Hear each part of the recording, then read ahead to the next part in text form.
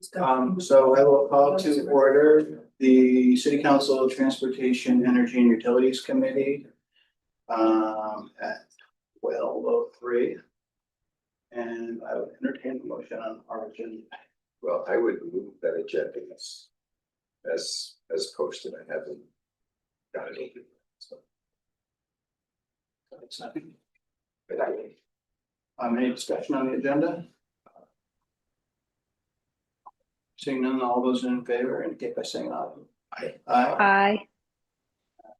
So that's unanimous. Next on our agenda is adoption of our minutes from our May 27th meeting. So I'll move it to adopt it. I will abstain because I was not present. So have a great year. Any other discussion of the adoption of the minutes? Seeing none, all those in favor indicate by saying aye. Aye. Aye. Abstain. One abstention. One abstention. Note that. So Bergman abstain. Okay, and next, just for those of you who are here, we're basically going to have an input session on McNeil and have the public forum after that. So if you come to address the TEUC on other items that aren't related to McNeil emission reduction and forestry studies, maybe hold your comments until we get to public forum later in our meeting.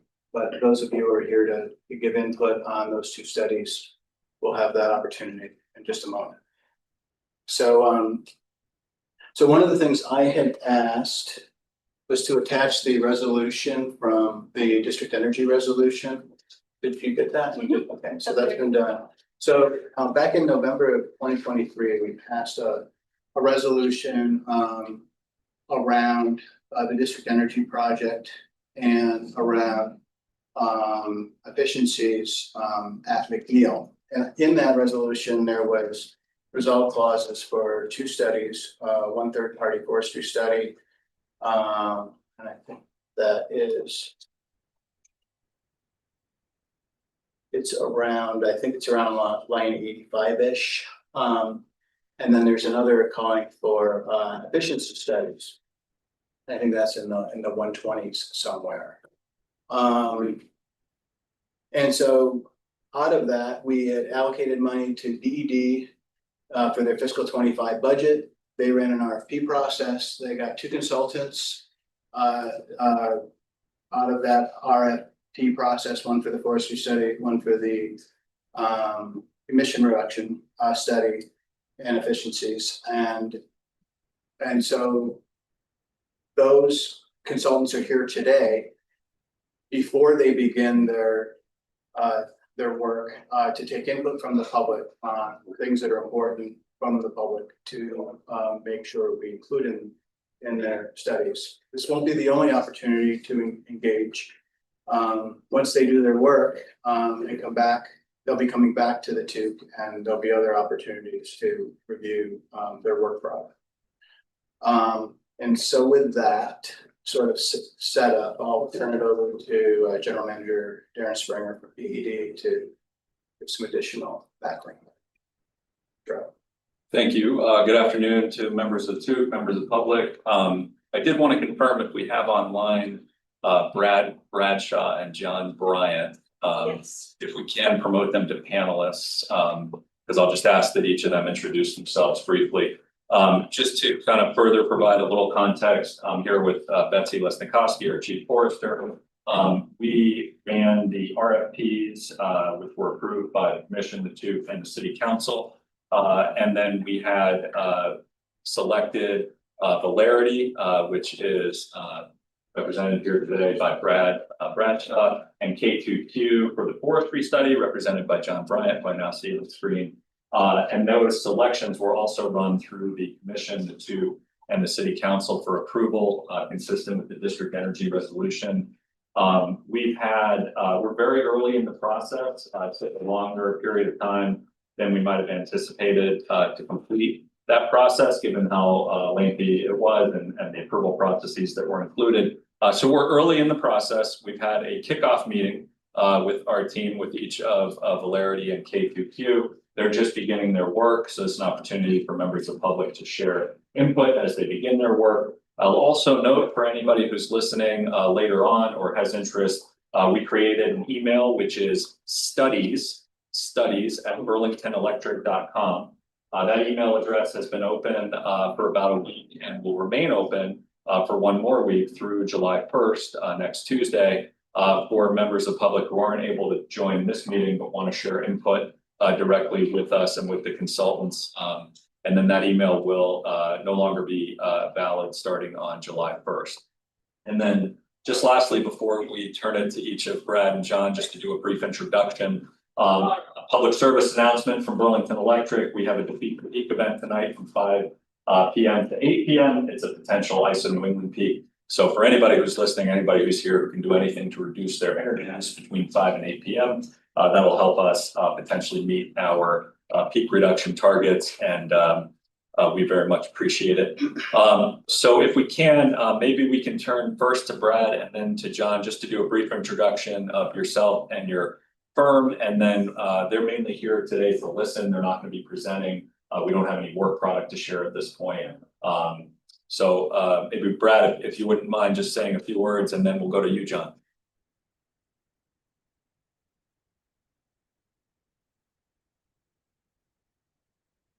Thank you very much, Darren. My name is Brad Bradshaw. I'm president of Valerity LLC, and we provide consulting services to companies and government organizations on various policy, strategy, technology issues. And we've done a fair amount of work in chemical and derivative analyses around carbon reduction. For example, we did a carbon reduction plan for the 5th largest wastewater treatment plant in the United States.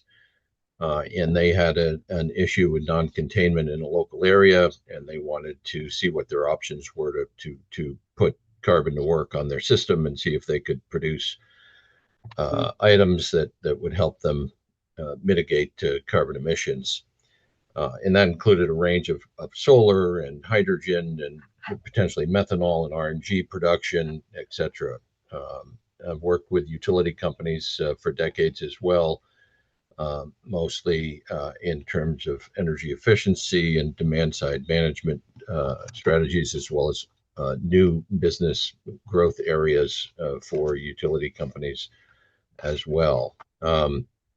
Done a lot of work in the hydrogen space in the last few years, and that includes opportunities to economically produce and sell hydrogen, but more importantly, understanding the markets, understanding what you can do with derivatives and how hydrogen is used to make things like ammonia and methanol and so on. So that's a lot of work in terms of understanding how to migrate to pathways that have lower carbon intensity, but can be done on an economic basis. And that really is, I think, one of the reasons we're here today and helping out on the McNeil plant, which you're faced with a somewhat diverse set of stakeholders and a wide range of technical options as well. So it's somewhat of a complex situation. We're happy to help, and we look forward to hearing what the perspectives are today, because that's critical to understand stakeholder needs at the beginning.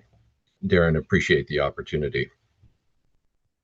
Thanks, Brad. And Could I ask that he summarize what they're studying, what they're looking to study and analyze, just so we can get that on the table, everybody can get to know, they can direct their questions or their comments to a particular person.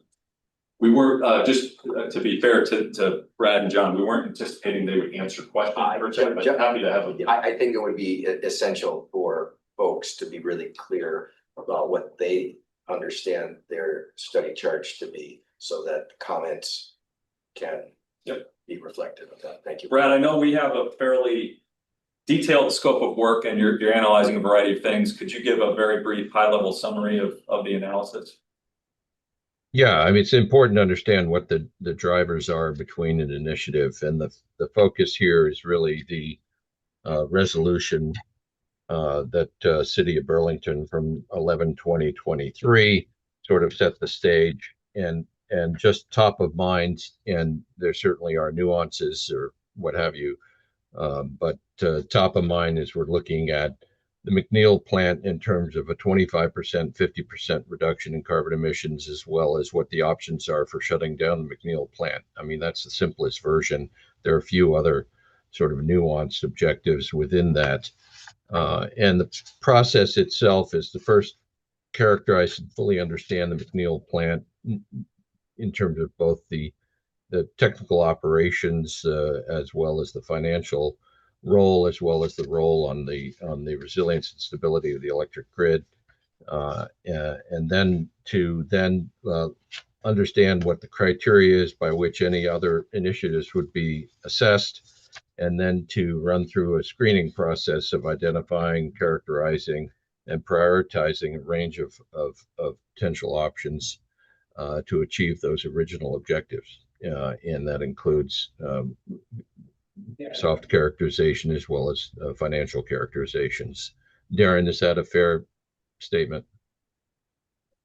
Yeah, I think that summarizes. We obviously have a pretty detailed scope of work with a variety of analyses, all of which do draw from the district energy risk.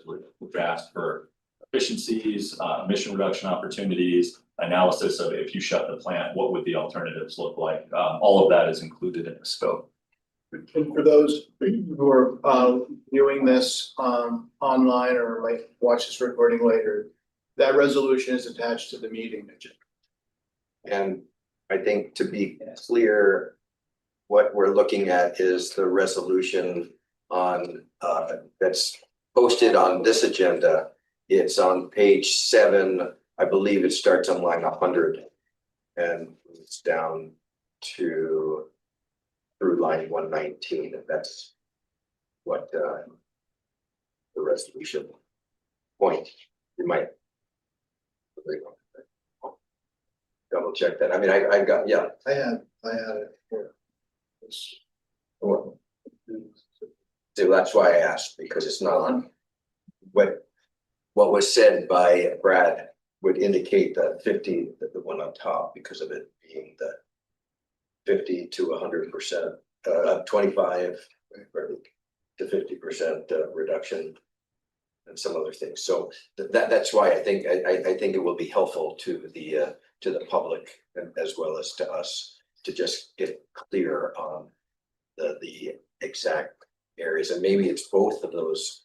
I think it resolves. is. Yeah, it's like this is something that we Yeah. resolve, and this is sort of something we resolve to sort of support it. Yeah, at the highest level, we're looking at efficiency opportunities, emission reduction opportunities, and analysis of what types of renewables would replace McNeil if it wasn't online. So we're blending actually the that one that I just mentioned with Lions one, in terms of the study in the future, the following resolve clause that is starting on 120, line 120, and moves all the way to 165. Correct. And the specific mention of the independent third party study is such on line 6. Right. Okay, if all right with you, we'll turn to John. That's actually, but Brad, thank you. John, if you wouldn't mind just introducing yourself and the work you're going to be doing with us on forestry. Sure. Good afternoon, everybody. Again, my name is John Bryant. I'm a sole proprietor of TEUC Consulting. I live and primarily work in Maine, but over my career, I've spanned work in New Hampshire, New York, Vermont, and Maine. I have a forestry degree in forest utilization and management from the University of Maine at Orono, and I've been a licensed Maine professional forester since 1982. I retired in 2020 from a career with American Forest Management.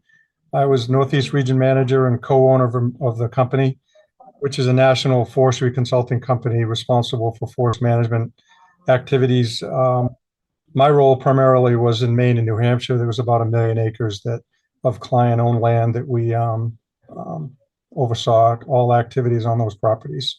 My understanding is I've been hired to do a forestry assessment of the material that goes into the McNeil plant and provide recommendations for areas of improvement.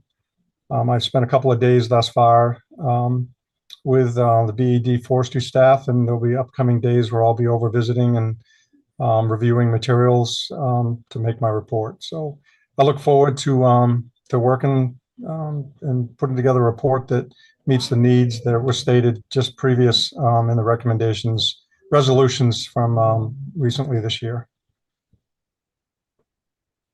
And just for the public, the resolve clause in the resolution that pertains to this study begins on line 86. So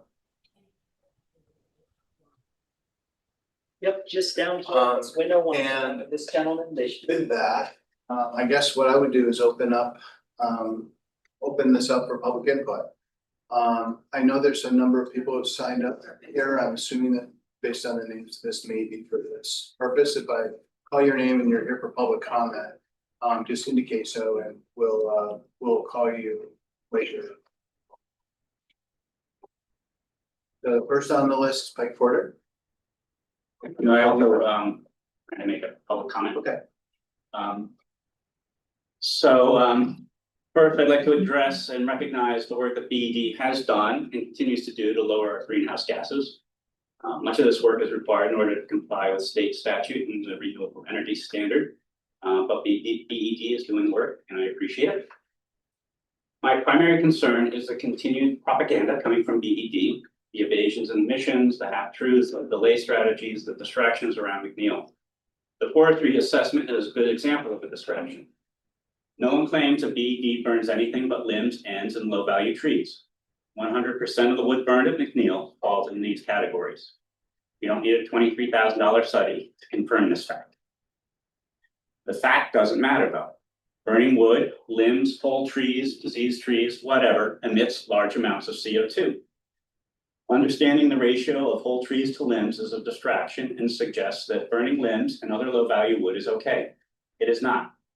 Climate scientists tell us it's not okay. An internationally recognized author of IPCC guidelines has advised that the city of BED is not following IPCC protocols. Like previous studies commissioned by BED, these studies are going to be manipulated to suggest that continued burning wood is okay. Again, it is not. Asking a forester to evaluate the environmental harms of logging activity is like asking the tobacco company to evaluate the health impacts of tobacco. This committee asked climate scientists about the impacts of wood burning. You apparently did not like the answer and seek alternative facts. This committee should be looking at ways to stop burning wood. These proposals don't look at that question. The Valerity proposal begins with a propaganda statement straight from BED. Quote, the McNeil plant plays an important role in the city of Burlington with respect to providing reliable, clean, cost-effective electricity, and electricity, I assume, is the word that should be in there, to the city of Burlington. The BED IRP admits that McNeil is expensive relative to available alternatives, and to begin an assessment with the assumption that McNeil is cost-effective is absurd. So too is the claim that McNeil is clean. McNeil emits about 7 times more CO2 on average than the general ISO New England grid per unit of electricity. McNeil also dumps about 5 tons of particulate matter, 2.5, into the surrounding neighborhoods every year. Burning wood is just about the dirtiest way to generate electricity there is.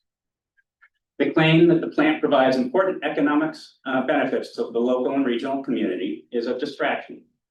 Coal mine, oil refineries, fracking operations all provide important economic benefits in their respective locations. But no one in this room argues that this is a reason to keep those industries running. BED ratepayers cannot be asked to subsidize the logging industry in New York State.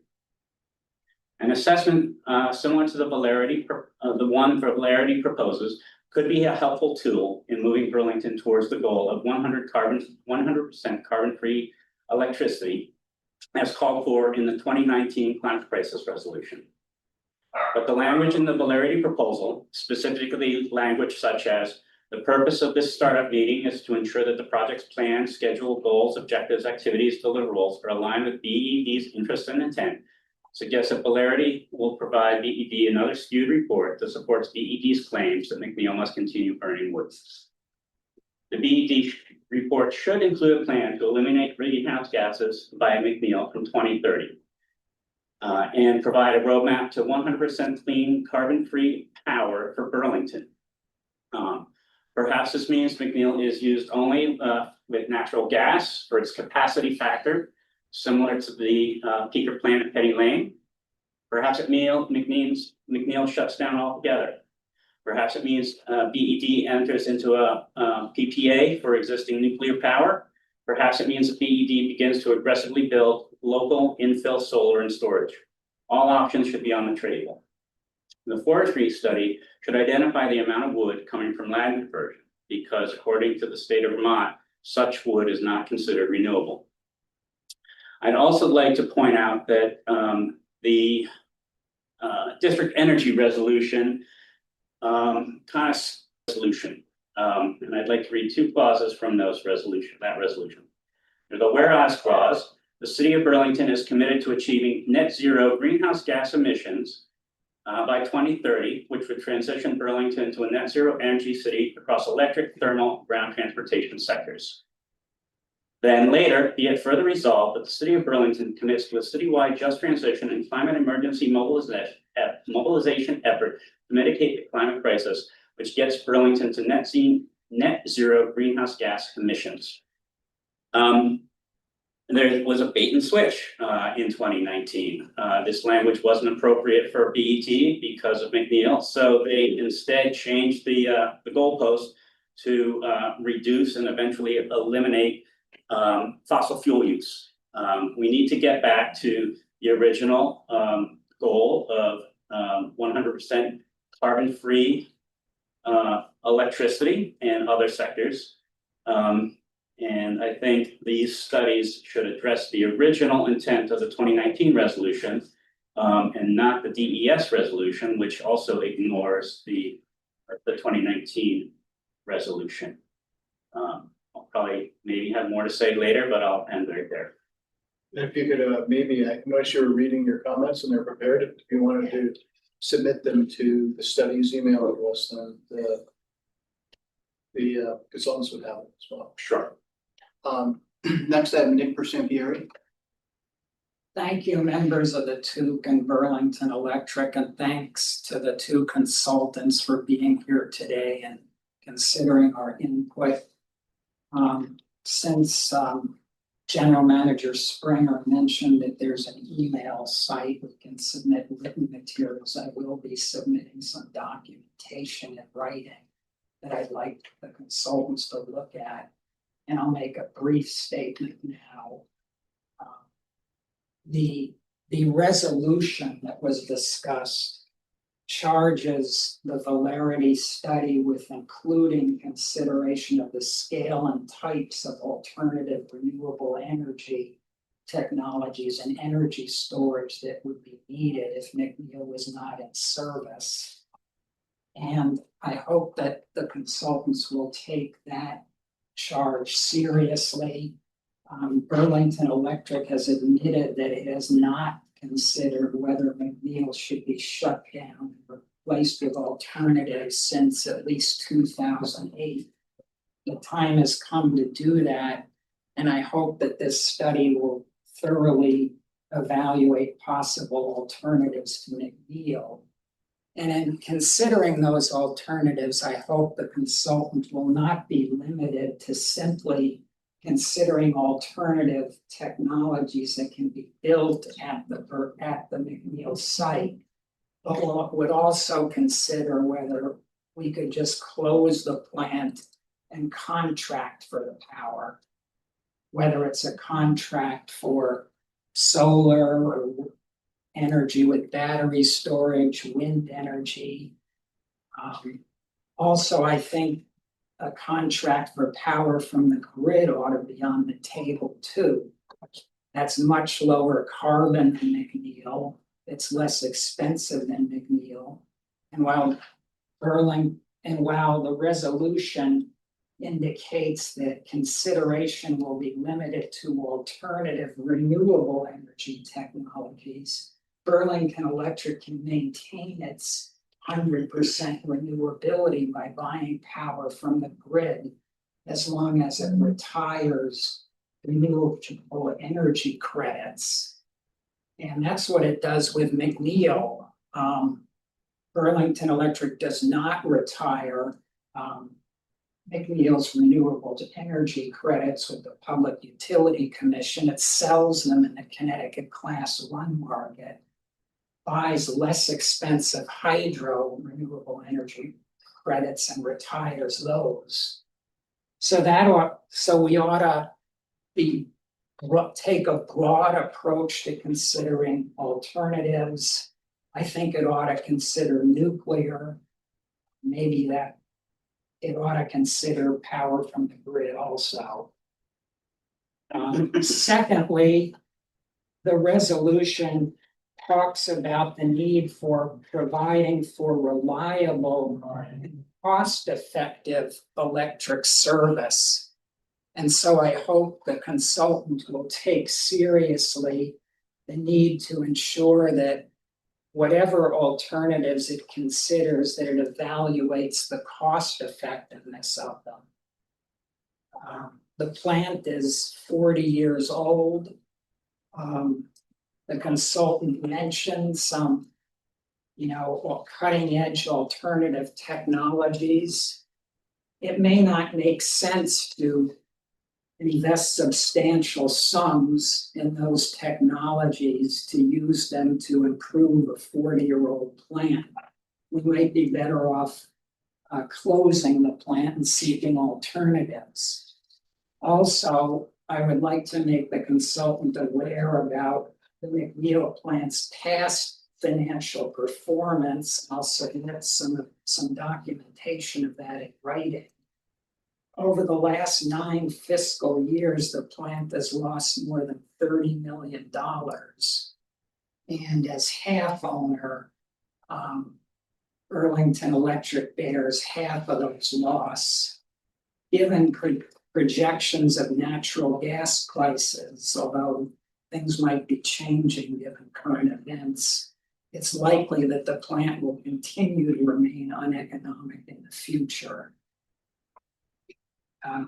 Finally, as far as the forestry study goes, I'll be brief because I know others are going to address that.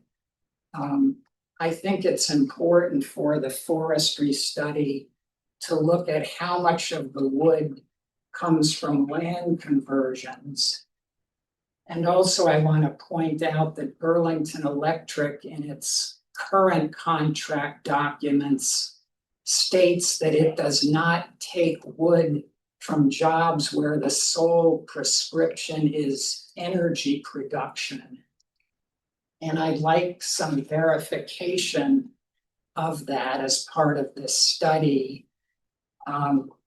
That's a good goal, I think, on Burlington Electric's part. I'm skeptical that they can meet it because information from the Department of Forest, Parks and Rec suggests that about 72% of wood harvested in the state is burned one way or another, whether for firewood or electricity generation.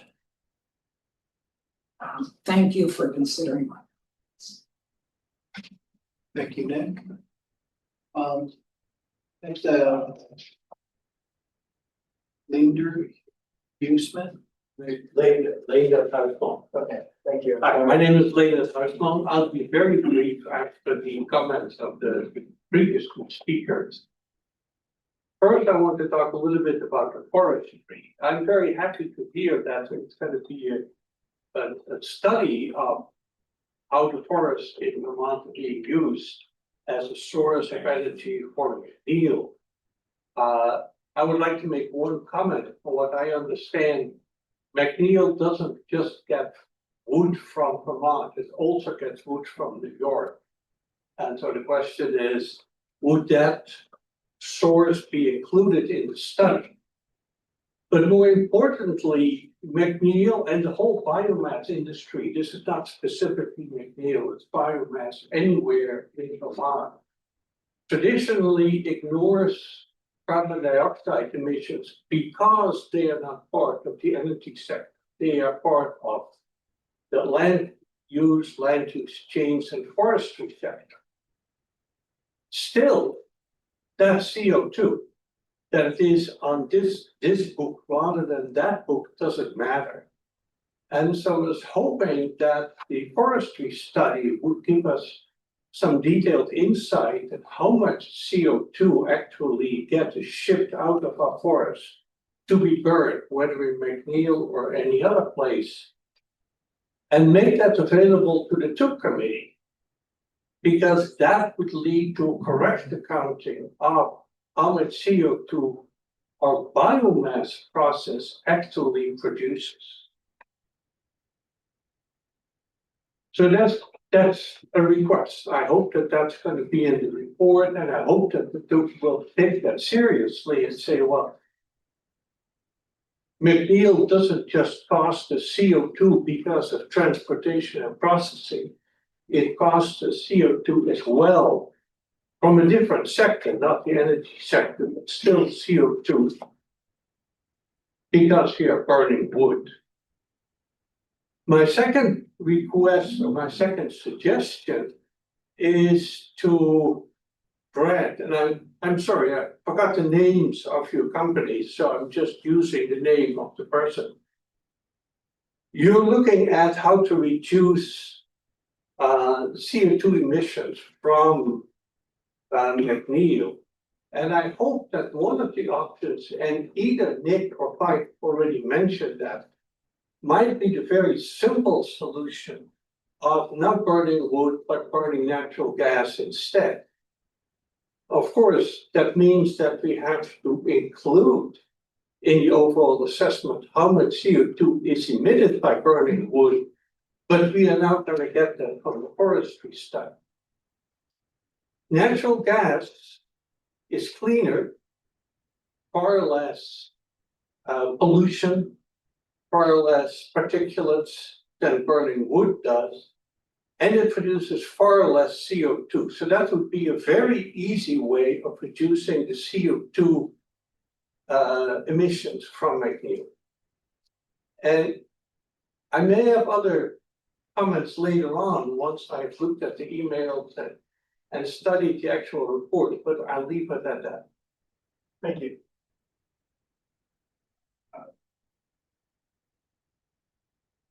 Can't read this, it looks like maybe cedar thrush. Yeah, I'm happy to comment later. Okay.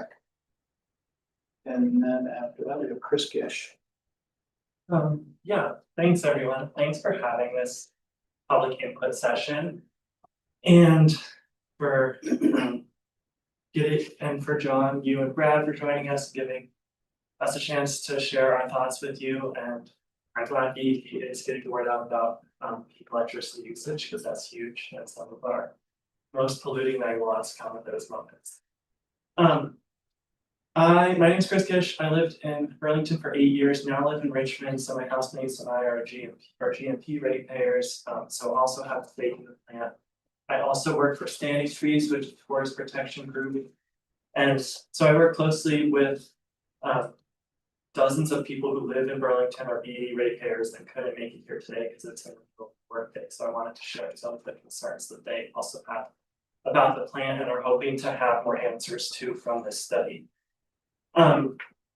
Just to kind of like zoom out to where these studies are coming from, the resolution back in 2023, and Jean, you can correct me if this is an unfair characterization, but was a way to kind of address some of the concerns that were widespread at that time and driving a lot of public comment and participation around whether this plant should be operating at all. And that was like made really urgent by the steam pipe proposal, which is now in limbo. You know, at least the public doesn't have a good sense of where that's at, but these studies are still here. And we should just keep in mind that that's the essential question that people wanted answers to. It's like, what are the actual impacts of the plant, both environmentally and economically, and should the plant be operating at all? And then if the answer to should the plant be operating at all is yes, then you can go down to, okay, how could we maybe improve or tweak the plant's operation?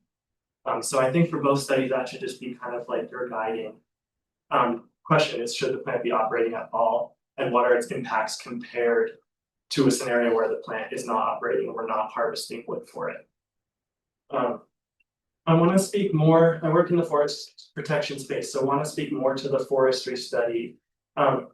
Again, the language, John, that you were drawing from in your proposal is from the resolution, but the resolution text, the public didn't have a lot of time to comment on it or make. Like that text didn't come from a robust public process. So I just think you should focus a lot on the clause that says including but not limited to. So the things that you list in there, maybe they're a start, but I don't think they're the most important questions. And the public deserves a comprehensive analysis of all the impacts to our forests and our regional ecosystems from McNeil's forestry operations. And so I want to list out some of the things that I hope this study will address, will analyze, and when possible, quantify or at least estimate.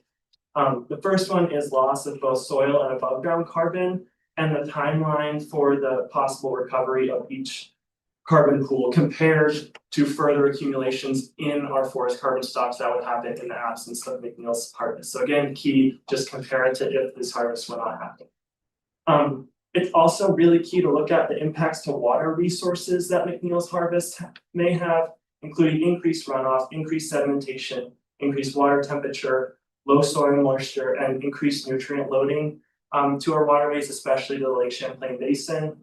And BED mentions a lot that their forestry practices follow the AMPs, the Vermont Acceptable Management Practices, and I would just implore you to please go beyond that. Those are really bare bones guidelines, and they get us somewhere. They're better than nothing, but they're not anything close to a substitute for actually analyzing what the impacts of these forestry operations, because we know for a fact there are reams of studies and ecological data that unlogged, unmanaged forests are much better at infiltrating rainwater, buffering us from floods, providing clear, cool water than forests that are harvested. And so it's a matter of actually doing that analysis for the scale of McNeil's harvest.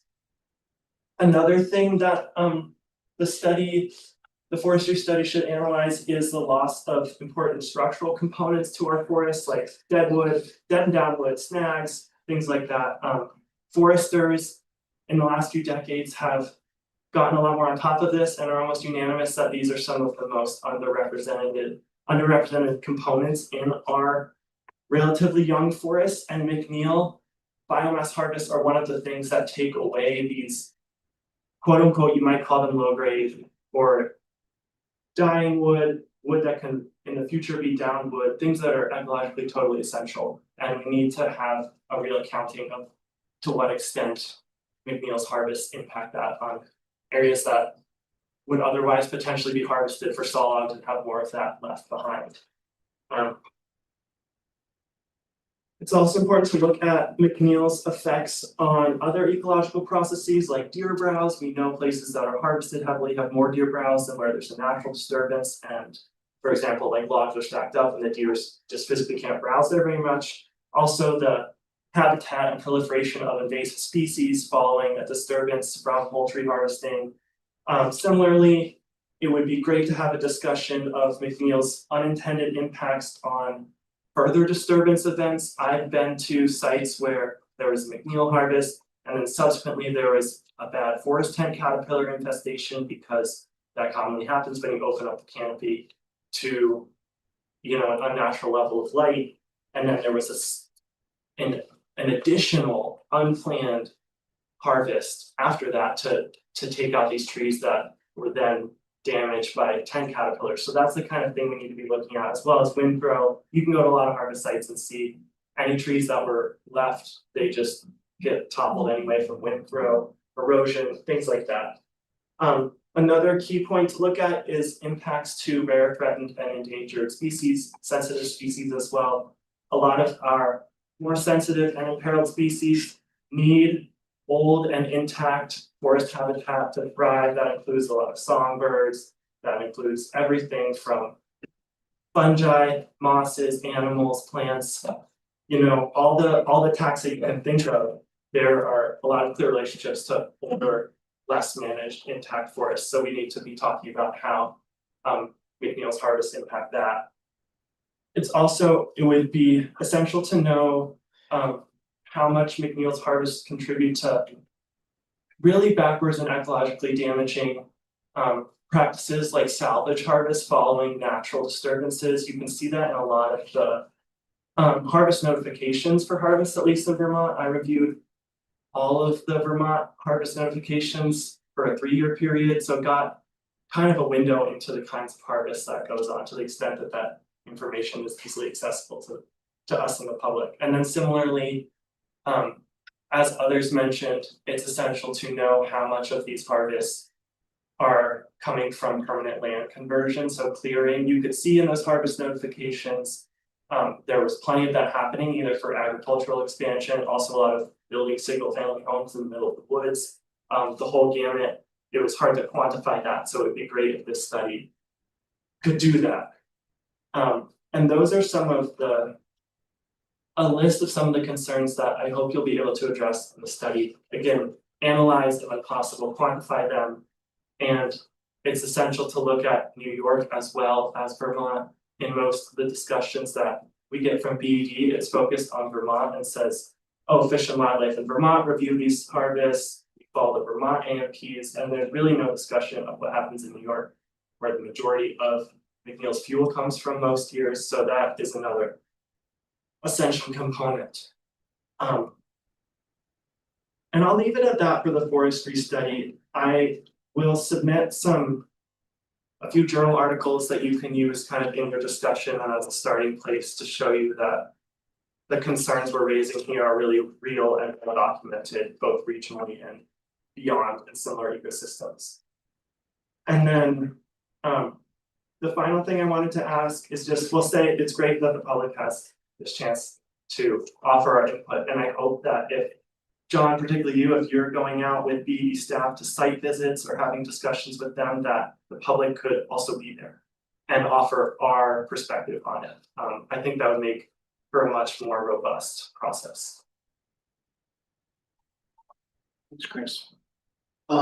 Chris is the last one who signed up. Is there anybody else who'd like to speak again? Input? Any consultants? I give a little bit. Greg Hancock. So Greg Hancock, I've lived in Burlington over 20 years now. Last 5 or 10 years or so, I've been tuned in more with more of a focus on McNeil and the environmental consequences of that plan. We've heard some excellent comments today. I know Nick has done a lot of homework, and so and research, as Pike. I read a lot of their data, their input. Leonard, enjoyed the comments. I was doing phenomenal work forestry. So I'm not going to repeat any or add to that. I'll just go back to why these reports have been asked to be built in the first place. And I recall that the meeting that occurred in, which was a city council meeting, it was 2019, it was in order to appease someone on the council to get their vote for the steam plant pipe project. And in order to get his vote, they were able to, Darren was able to offer doing these 2 studies. I think the studies were supposed to be done a year later. It's a few years later than that now. What I really want to say though is that I think when you look at the alternatives of this, of McNeil, which is what this is really about, is that I would really love to see alternatives to McNeil, not alternatives within McNeil. So emissions from McNeil is just putting lipstick on a pig. McNeil has to be decommissioned. I think there was a large consensus with that within the scientific community and with the research community here in Burlington and elsewhere in New England. And there are plenty of alternatives. We heard some of them just now. Why not use the natural gas turbines? I mean, turbines that could be retrofitted. If you need any reason to not burn wood and emit, up to 500,000 tons of CO2 every year, Just take a walk outside today, as you know. And last night I was down on the waterfront and I saw the peaker plant on Penny Lane running full steam ahead. That's all you heard when you were on the waterfront, was that peaker plant running to provide all the additional air conditioners and heat pumps that the city has put in. So the net zero, the whole concept of net zero, and this is the last thing I'll say, is kind of a charade. Because if you're saying you're reducing emissions and reducing CO2 or fossil fuels, you are not doing it as long as that plant is running. That's what's providing the energy for these heat pumps and the additional air conditioners. We need an alternative. It can be buying a standard offer off the grid. It can be contracting with other energy providers, which is what's done in most municipalities throughout the Northeast. We don't need a plant in Burlington that was built 40 years ago to address a whole different issue. So that's my final statement. I would like to hear true alternatives to McNeil, not of how to reduce the emissions at McNeil as it exists. Thank you. Thank you, Greg. Are there any other speakers who want to address the consultants? Is there anyone online, Julian? Anybody online wanting to speak, raise their hand?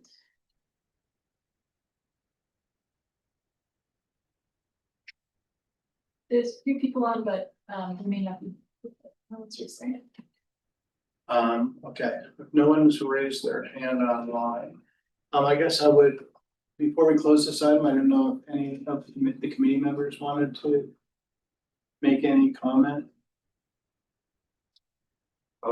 The only thing that I would do is reinforce the comments about studying the study being not limited to, and to be able to need a robust review of the situation. And I was the one vote. So you can blame me for this exercise, which requires us to sit here and listen to these studies. But I think that regardless of your position on this, that these studies are absolutely essential.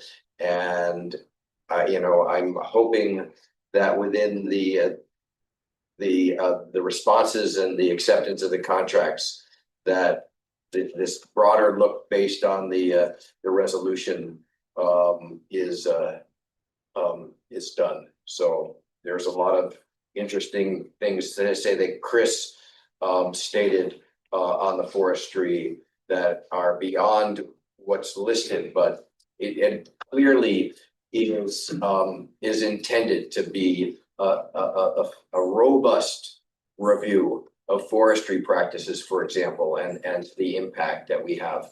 I don't prejudge what the result of that is. That's why we want this study.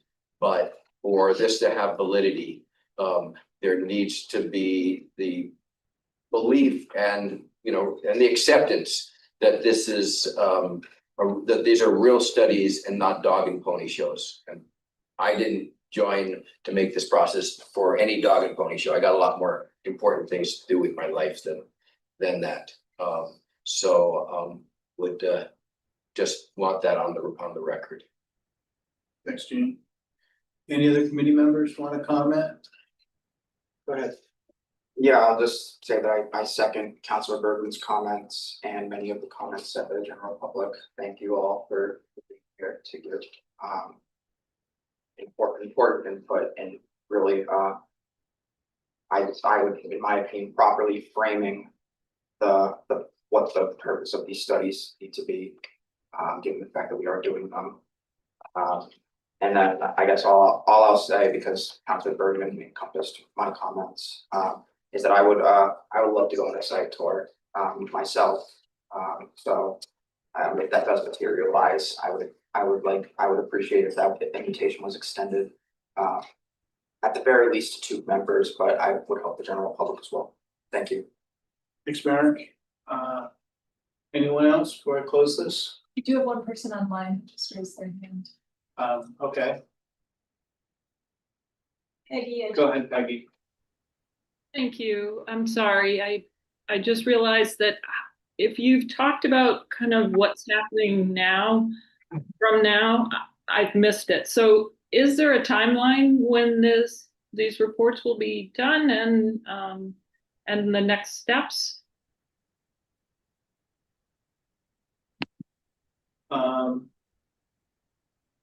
Darren.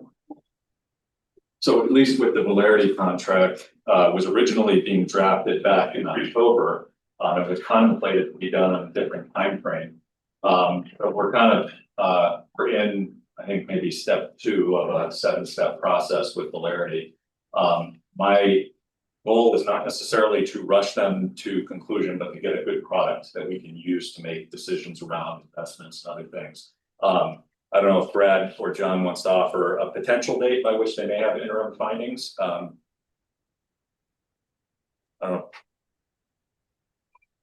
Yeah, I'm not going to divulge that now. We hope in a few months to certainly have significant progress and be heading towards a draft or an initial report. It's not a draft of the final, an initial report. But we'll certainly coordinate that with you, Darren. And Betsy, I think it's worked more directly with John. I don't know if there's a different time frame on that. Right. Yeah, so we're scheduled to meet again in July. And I think John's hoping to have things wrapped up by middle of September. I think it's not true, John. Or is it October? End of July, I think is the plan. Okay. So we will, there'll be updates to this committee certainly, and we will make sure the public's aware. And once there is an initial work product or work product to review, we'll be doing so probably here again. We don't have that scheduled yet, but that would be the intent. If you are closing out, we can just tell John and Brad that they could jump off. Yeah, I just wanted to thank John and Brad for coming here today and thanking the public for giving input again. If you have written forms of your input for the consultants, send it to studies@burlingtonelectric.com. That email address will be open through the 1st of July. If by chance you don't get your comments there in time, send them to one of us on the TEUC and we'll make sure we get them relayed as well. And so thanks everybody for that. Thank you. Thanks, everyone. Yeah, thank you. Next, we'll move on to public forum. We have 2 people from the solicitor communicated they want to speak at public forum, so I'll call on them. If there are others in the room, I'll recognize you after. First is Clay. Yeah, I just had some, I guess, mainly questions about the fleet, the city fleets. The 2014 Climate Action Plan, which is all but ignored and forgotten now, I think was the last time I have seen the total amount of the city's fleet, and it was something over 400 vehicles. I'd be interested in knowing what the total amount of fleet vehicles are for the entire city, because 400 in 2014 seems relatively high, given I think there were roughly 400 staff employees in Burlington back when the budget was being discussed. So I'm just curious if there is a place we can find out what the total fleet number is and compare it with how many employees are in Burlington currently. There was also a statement in that saying that the city will try its best to electrify all its vehicles. I think with respect to passenger cars and light duty trucks, there should be no reason at this point in time that those couldn't all be electric vehicles. I think I saw, and I could be wrong, that last year there were, or maybe 2 years ago, there were still some gas-powered passenger vehicles being purchased. And I don't see any need for that this day and age. So those are my comments regarding the fleet. Thanks, Mike. And I'm sorry, will you say your name? Cedar. Cedar, okay, so Cedar, you said you want to speak.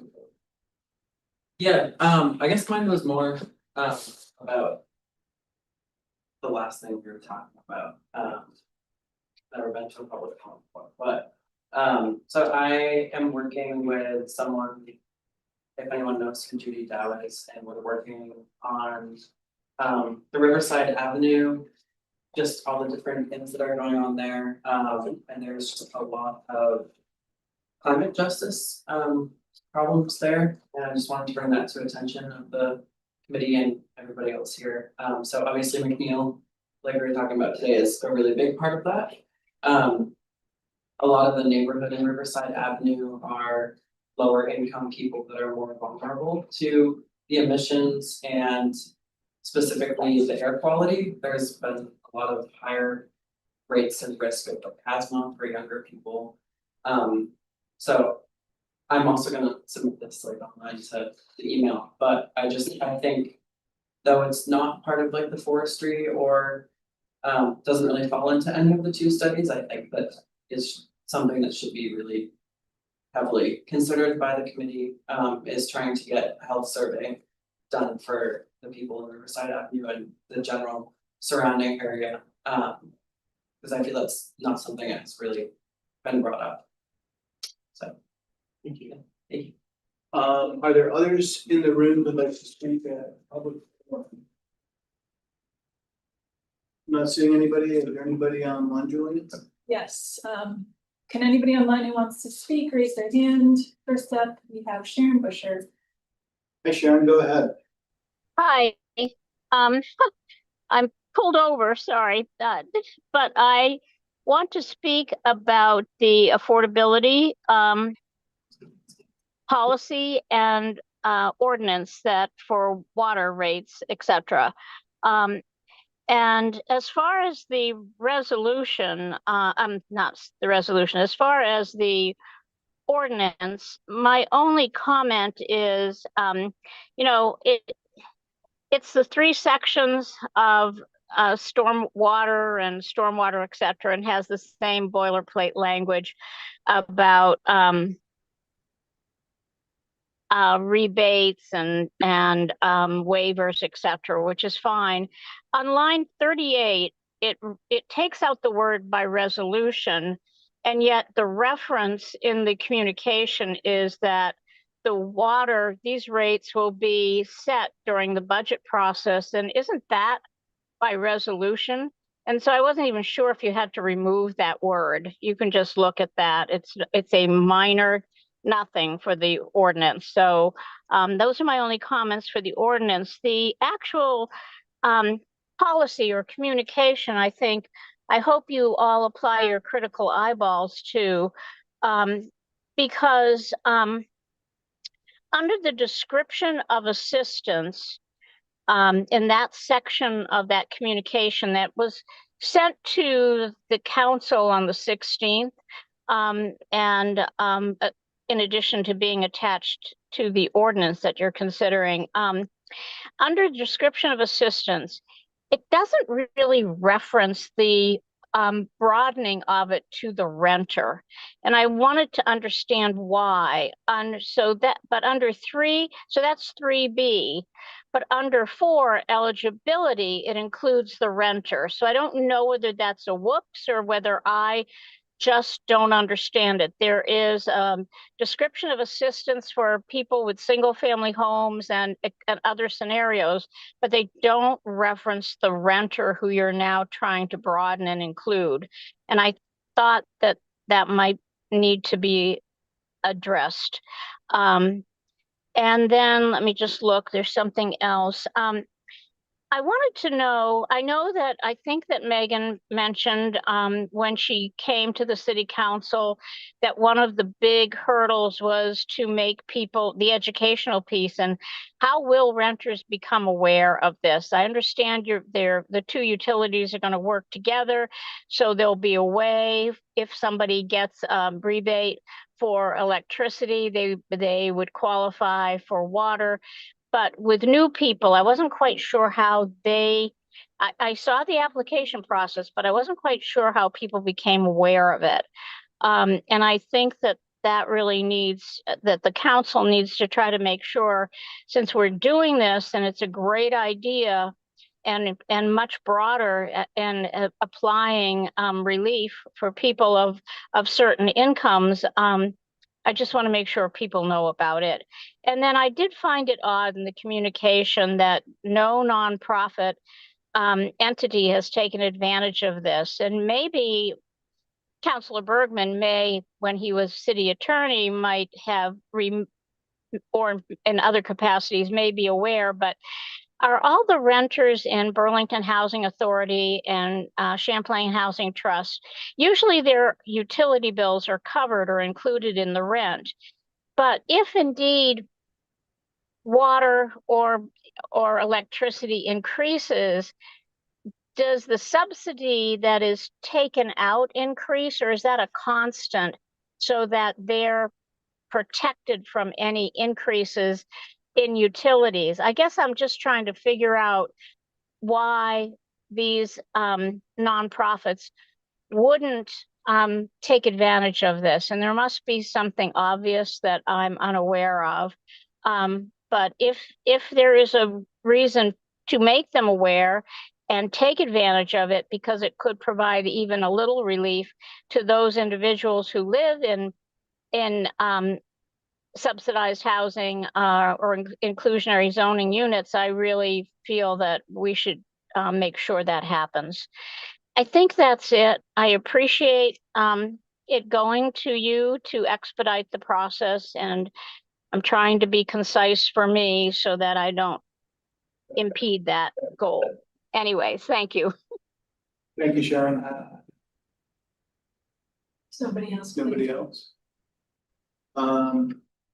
Is there anybody else online who wants to speak in public forum? Please indicate by using the raise hand function.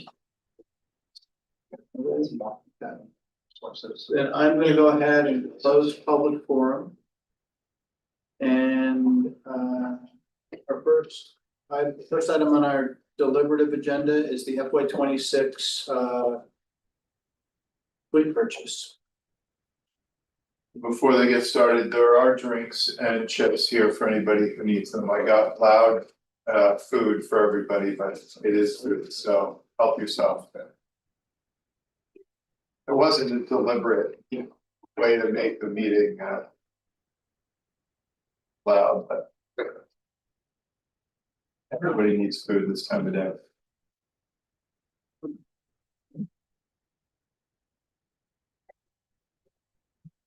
And we got enough for a couple of people who are. I got plenty for anybody. Yeah. Very. I would just say. Do I get front?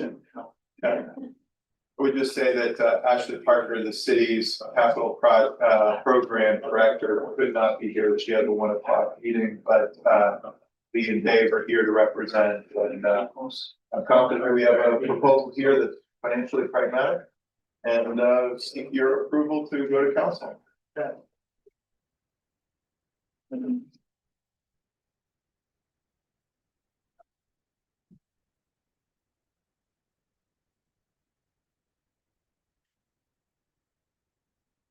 So Lee, I think we're ready for the presentation, and then, Pike wants to stay and listen, or you can find later. No, I'm getting some information here. Great. Thank you. Yeah. I'll watch it online later. Great. Okay, take it away, Lee. Thank you for having us here. Jason said this is our FY26 fleet purchases. Ashley Parker is online with us as well. Great. So yeah, as it states in the memo, we're requesting Transportation and Energy Utilities Committee recommendation of the Board of Finance and City Council for our FY26 fleet purchases, as well as approval to sell replace vehicles within the fleet. So for FY26, we're planning on replacing 17 total vehicles and equipment, and that's through general fund and revenue special revenue departments. Funding for the general fund vehicles will be through the general obligation bond that was approved by voters back in town meeting day. Of that 20 million, fleet is getting $3 million to pay for our FY26 purchases. Although we have 3 million, the list we have does not come up to $3 million.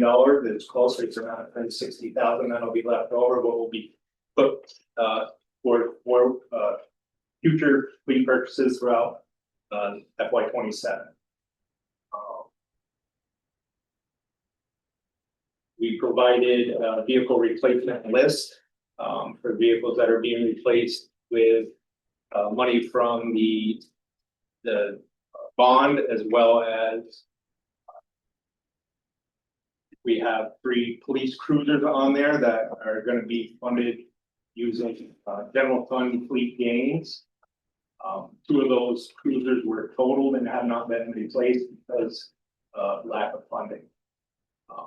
There's an ambulance that's going to be replaced as well in the general fund that has general fund dollars committed to it, but not from the bond. There will be 1 ambulance replaced with bond money. There is a mower for general fund that is going to be funded through the sale of a parts trailer and an old mower. So they're actually going to downsize their parts fleet and add another mower. There is a Ford Maverick that's going to be purchased by Parks using Parks funds, and that vehicle will replace a Chevy Bolt that is an EV that Parking Services will be purchasing from Parks and Rec to replace one of their internal combustion engines. Parking Service vehicles. We do still have a rather large deferred vehicle list. Not being able to purchase vehicles for the last fiscal years.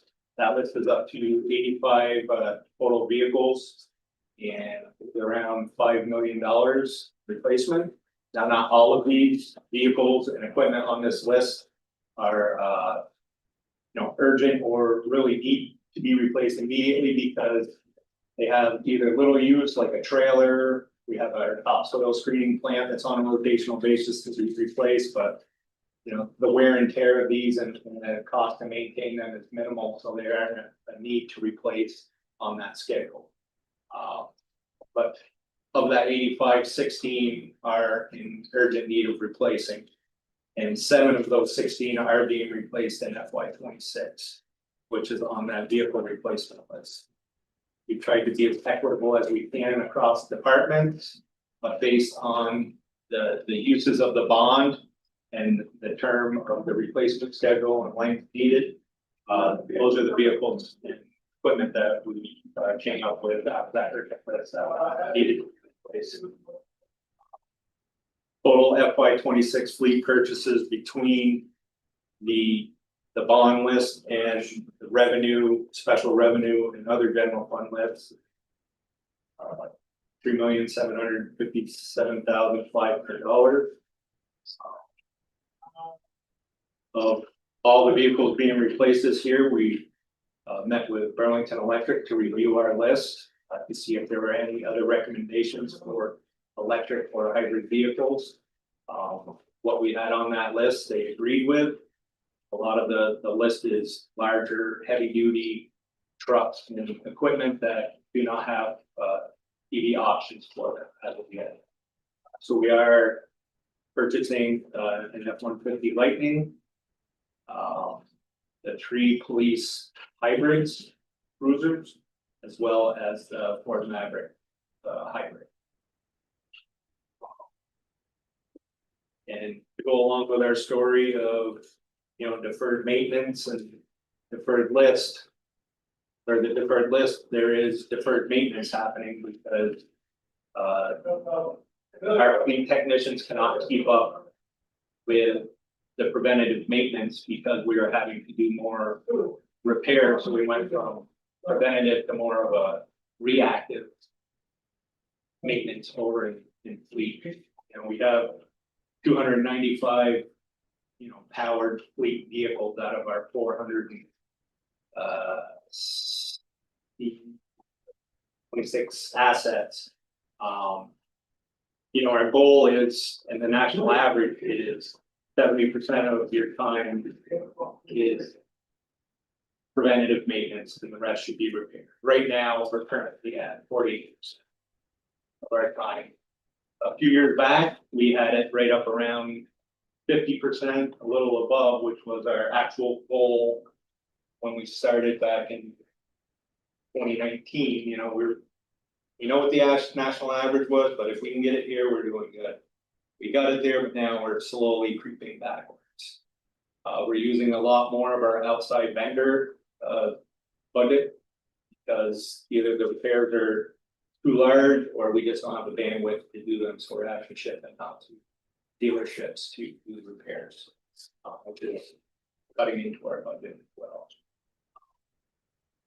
And our net zero, like I stated, we met with DED. The information that I gave Fight, our current makeup of our fleet is 295 vehicles.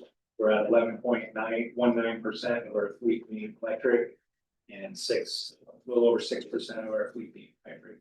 6%. So we can combine them. Yeah.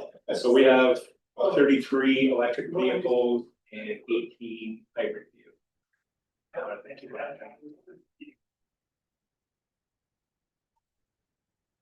Yeah, that's hitting the wave tops. Questions? I'll open up to committee members. Thank you, Lee, for the presentation. Questions from the committee? Councilor McNeil. Hi. Hello. The first time I've been in this meeting online, and it's better to be in person, but I appreciate the option. Thank you so much for this. I think it's really exciting. And I thought this the whole time when we were approving the GO bond that, it's really past time for a fleet upgrade. So I'm happy to see that we're putting those funds to good use here. And getting everybody throughout the city what they need in order to do their jobs well and to deal with some of those ratios that you were just talking about, Lee, in terms of time spent repairing and all that good stuff. So I think that's really great. I'm very supportive of all that. I do have one concern here, which is that, this is the largest, we're doing 17 new vehicles and only 6% of them are EV, which I think it presents a problem for me. And I would love to just see, I understand you reviewed this with the net zero team and you have just provided some reasoning behind those decisions, but I think I'm going to need to see more. And I'm sorry, I didn't have a chance to send this to you ahead of time, but I'd really like to dig into that a little more in detail because, for example, I know that electric ambulances, they exist. I don't know how much they cost. I don't know, the pros and cons, if they're better or worse than what we have. And I know there are electric ride-on mowers that are out there. So I think what I'd like to see, if it's possible, is sort of in this chart you have on page 4 with all of the vehicles listed and the replacement cost and the year. If it's possible to add a couple of columns on that would say, okay, is there an electric version of this vehicle? And what's the rationale for not choosing the electric version, right? Is it cost? Is it availability, order time? There could be so many reasons, but I just, without that, it's hard for me to stomach a 6% EV when this is probably going to be the largest number of fleet vehicles that we buy, in a 5-year period. I think it needs to be more climate friendly because we're going to be feeling those impacts for a long time. So just want to have more discussion on that. I'll leave it there. Thank you. You want to comment before we move on? Yeah, Lee and Dave, do you want to talk about your evaluation and the review of whether there is a functional EV model for the mower or ambulance? Yes, we have purchased electric mowers in the past, for, mainly for parks. This one is going to cemetery, No, this is grounds maintenance. This one, I did get quotes for EV options for the size deck that they would like. It's a 72-inch deck. It is a $40,000 electric mower compared to a $15,000 gas mower. And Parks is hoping to sell equipment, 2 pieces of equipment to pay for this. So most of this one is a budget reason for the mower. In an ambulance, I was unaware that they made an electric ambulance that fit our needs for size and chassis requirements. But we can look into that. Yeah. Other comments from the committee? Yeah, first, I second Councilor McNeil's comments. And I would request some more information as she described. But I think those are valid reasons. Given money and also use. But so the question that I had is I guess similar. And it's about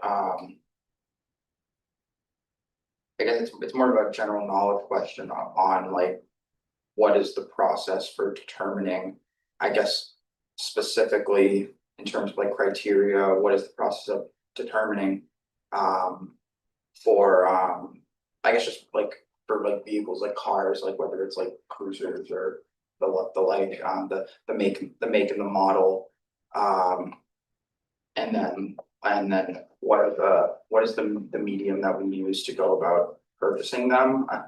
And that question is context for like, if my question being like, if we do this, like, is it beneficial? When it's beneficial for us financially or the like, can we get like different makes and models for vehicles that fulfill the same function? Like for example, like police cruisers, do we need to get 3 Explorers if there are other police cruisers that are made? There's obviously other makes and models that other departments use for police cars, and if that is like, depending on the medium, I guess, like if we're looking in one place and there's a different model that costs less and still fulfills all the requirements that we need, do we need to go out there and get 3 of the more expensive one potentially? So we do a big process. Dave, I don't know if you want to speak to how you create your RFPs and then post them online, and then how we usually bids and. The police cruisers are a little bit different. I'll touch base on those first. Right now, we're sticking with the Ford Interceptors for trying to work. So any officer can hop in any of their cars and it's all the same.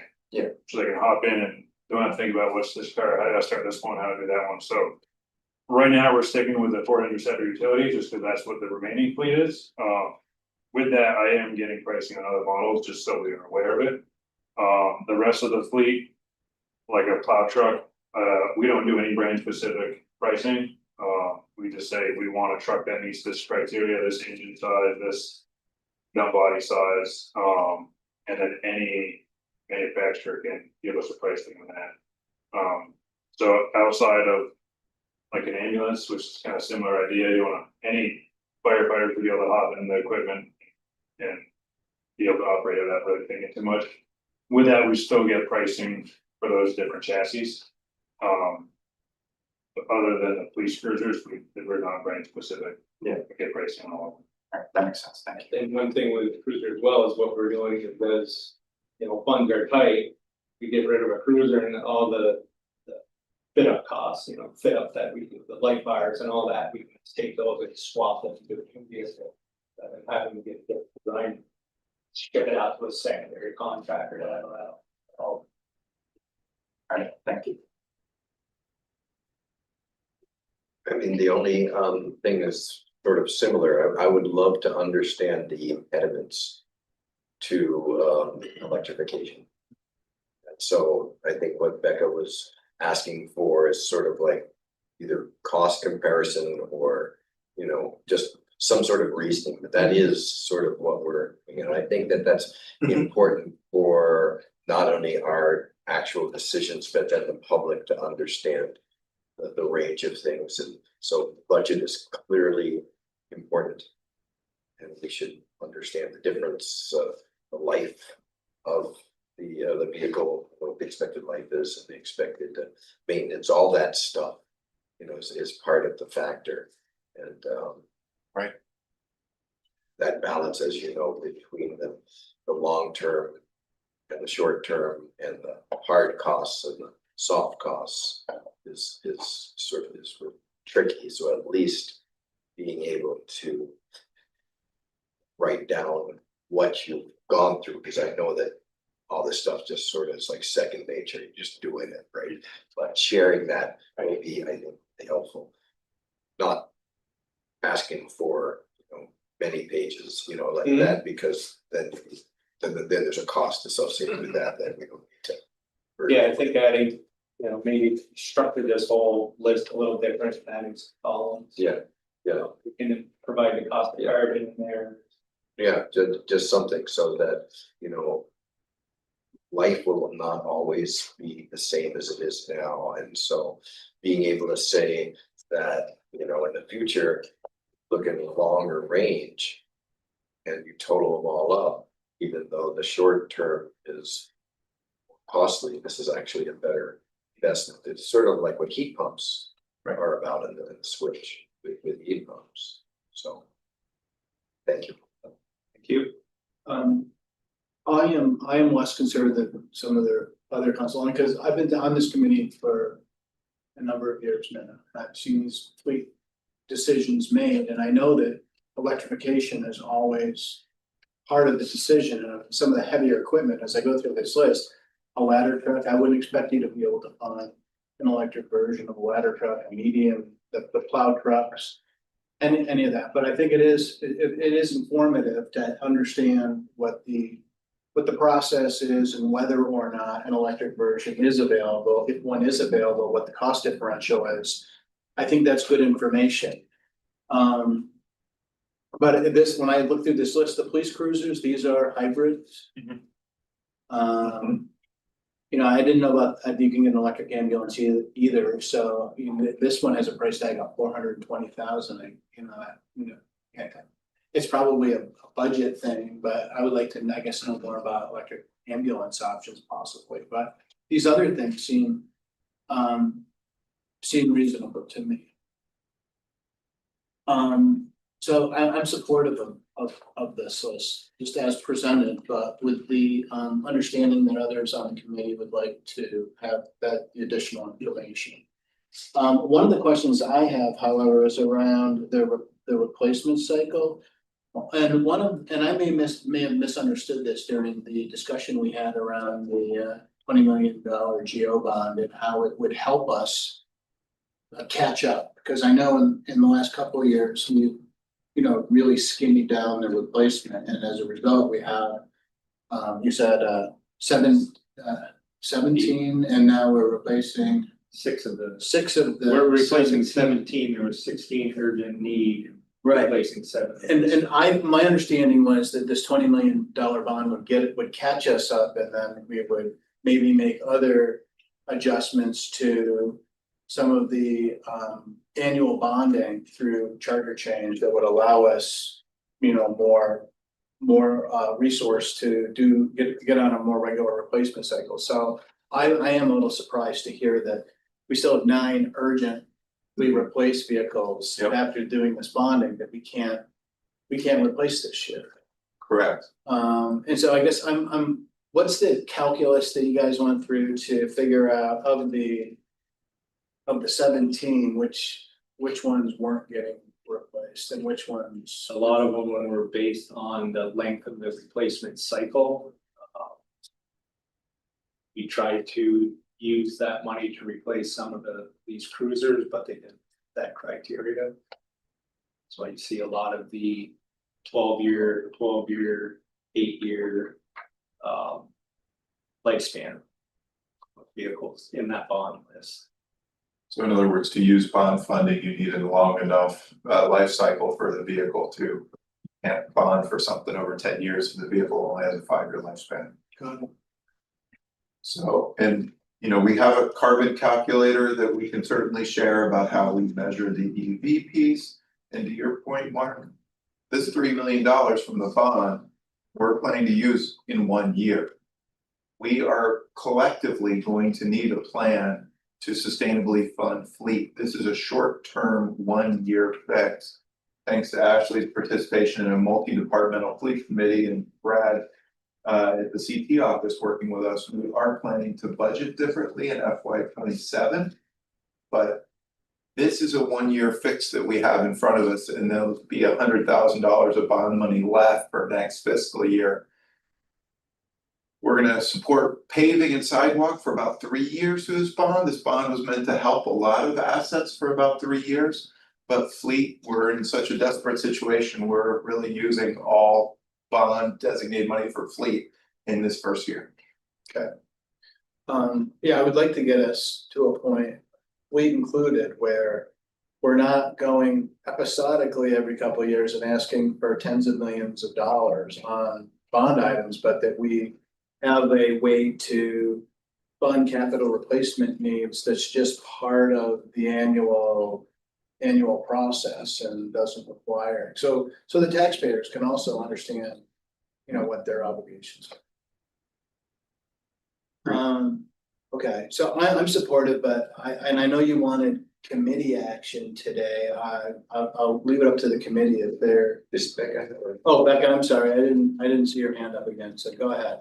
Sorry, I just thought of another question. And yeah, I'm curious about timing too, because I'm just wondering, and I don't want to be a pain in the butt here, but I'm wondering if it would be possible to go back and I'm just looking at the percentage numbers over the time horizon that's on the chart on slide 7.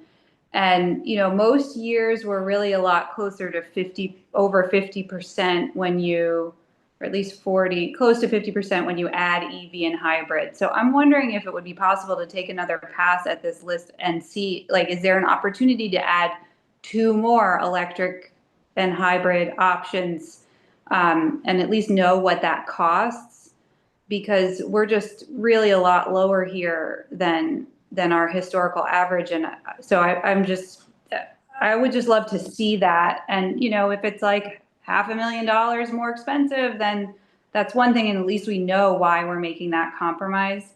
But do we have time for you to kind of go and do the digging that you would need to do, or will that hold everything up and cause a big problem?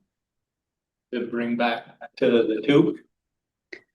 Well, I was thinking either you could bring back to the TEUC, or when we send this to the council, maybe there could be an option A and an option B, and option B would have more like, I'm seeing the 6% EV and 24% hybrid. So maybe you could get it to like 15% EV or just so that those numbers are a little closer to that 40% threshold that we usually meet when we do these investments.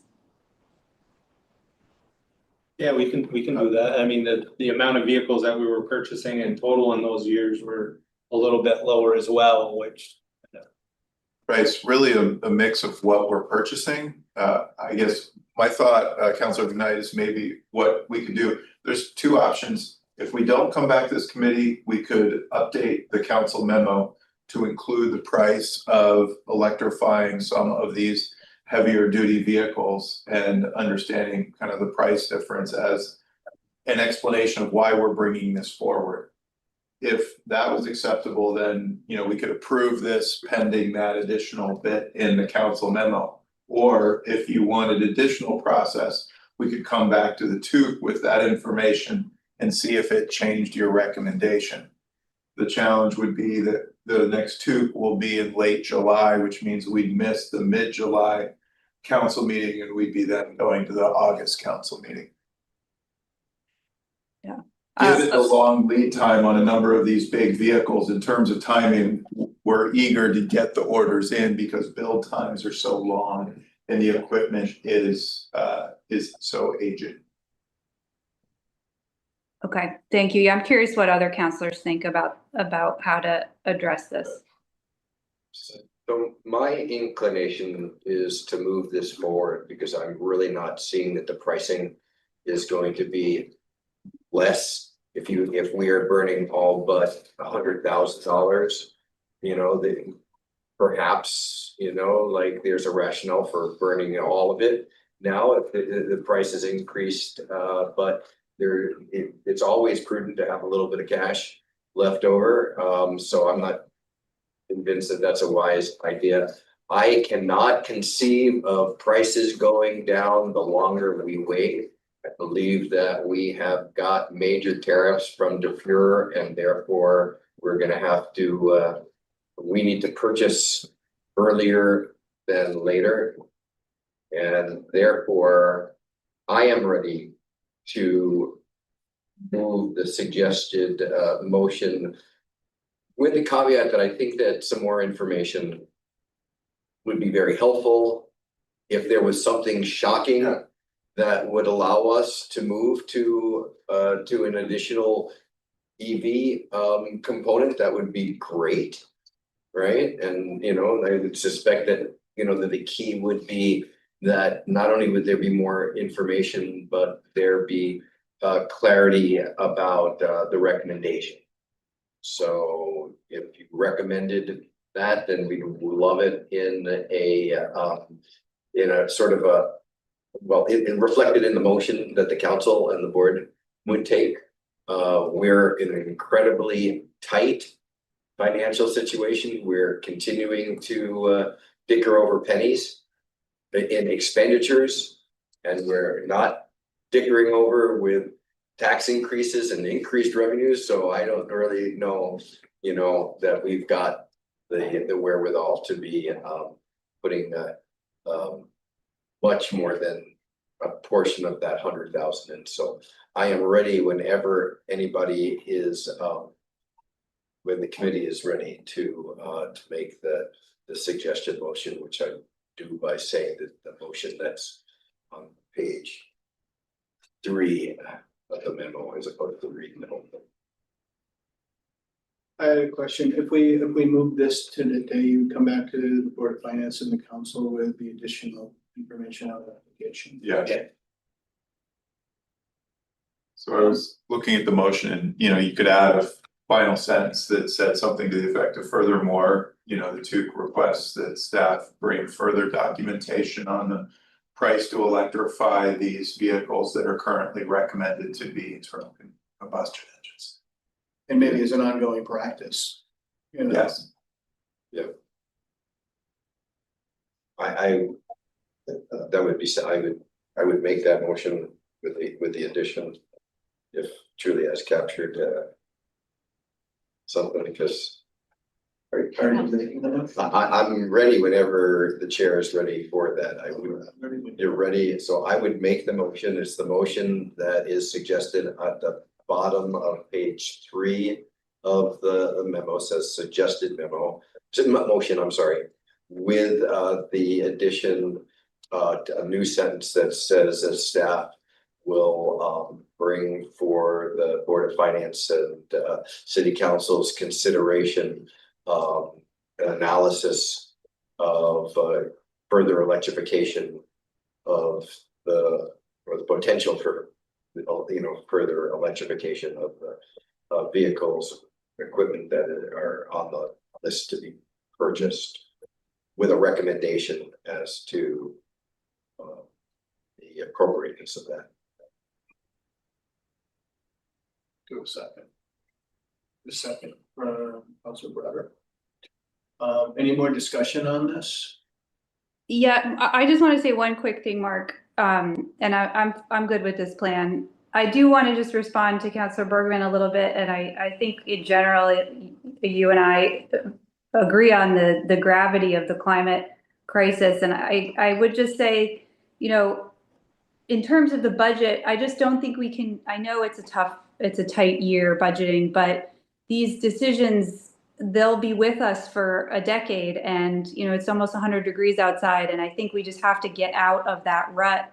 I think I just want us to have a collective commitment to not thinking year by year and to be thinking generationally in terms of how we lead the city forward. And to be the Go Bond gave us, you know, an opportunity to do that since we don't have to rely on, you know, the annual budgetary process for this expenditure particularly. So I see it as an opportunity to push on more climate friendly solutions in a time, and it really is an opportunity since it is a time that we have such a budget crunch in other areas. So I just wanted to make that point that I don't want us to be stuck on these annual cycles and we need to think bigger. But I look forward to seeing the information that you'll bring forward to the council. Thank you. I agree with that 100%, and think that we need to break the status quo across the board. And so I think we start to see that with the type of information that is provided that gives us the choices, but also provides more of the non-monetary soft cost issues that are there.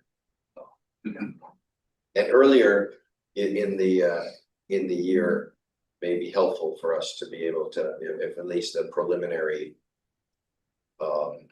review, so that we would have a chance to sort of like work through some of these details. Yeah, I second everything that's been said. I'm able to support this to the council, and the information that will be provided will definitely help inform my vote in July. So thank you. Excellent. Then are we ready for a vote?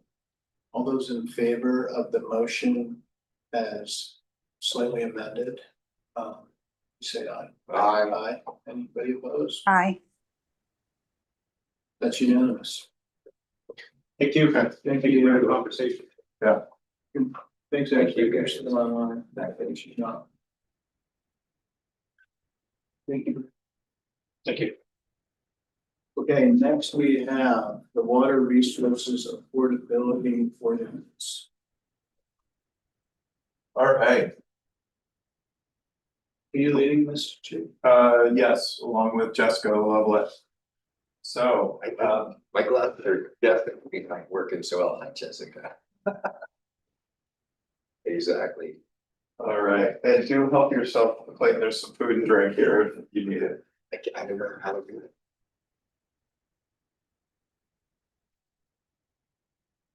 Oh my, how did that, yeah, I see that.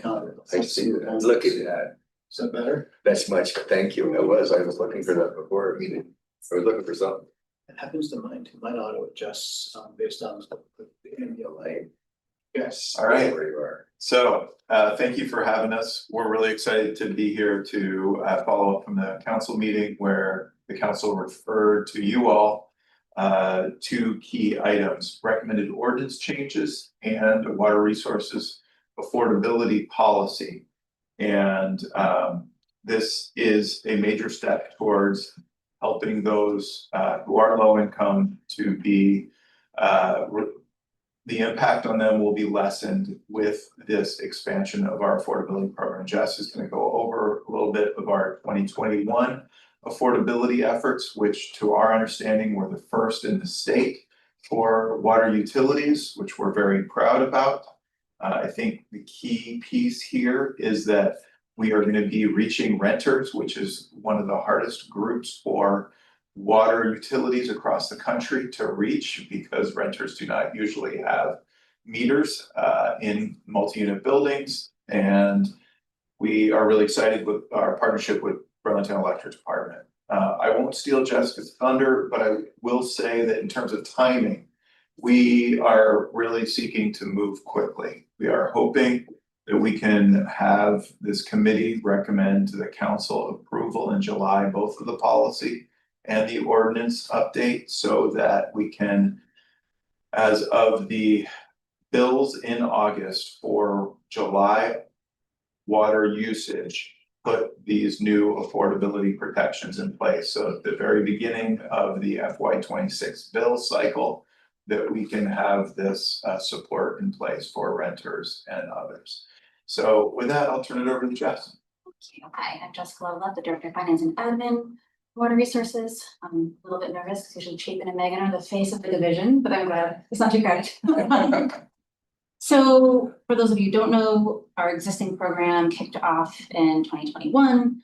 One of the major components was the bill discount program, which waived the fixed water and or sewer meter base fee for eligible customers. That could have been a low income customer at 200% or below the federal poverty line.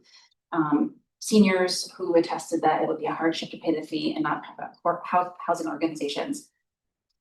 Currently, we have 42 low-income users and 26 seniors taking advantage of the program.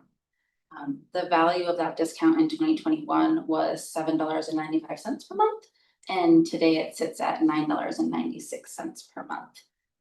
We'll say affordability programs across the country are often underutilized, and that can be for a variety of reasons, including lack of awareness or understanding of how the program works, complex application processes that, you know, the juice isn't really worth the squeeze if someone's getting not that much for a huge application, or any perceived stigma surrounding program participation.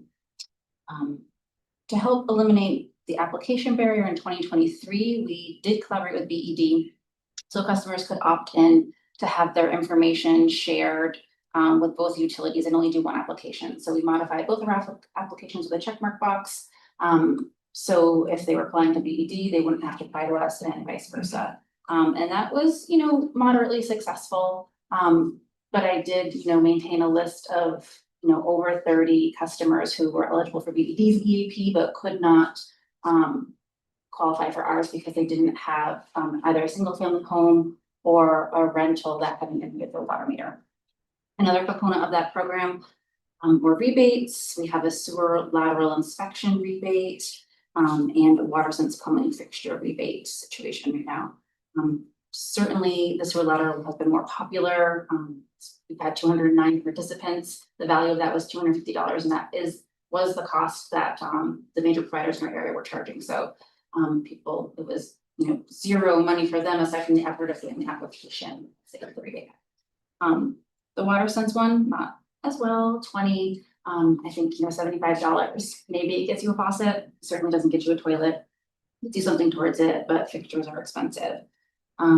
It's worth noting that only 15% of the sewer laterals, with the information we've gotten back, were found to be in good conditions with no repairs suggested by the contractor. Issues range from minor, like root intrusion, maybe tile slippage, to like major with lateral failure.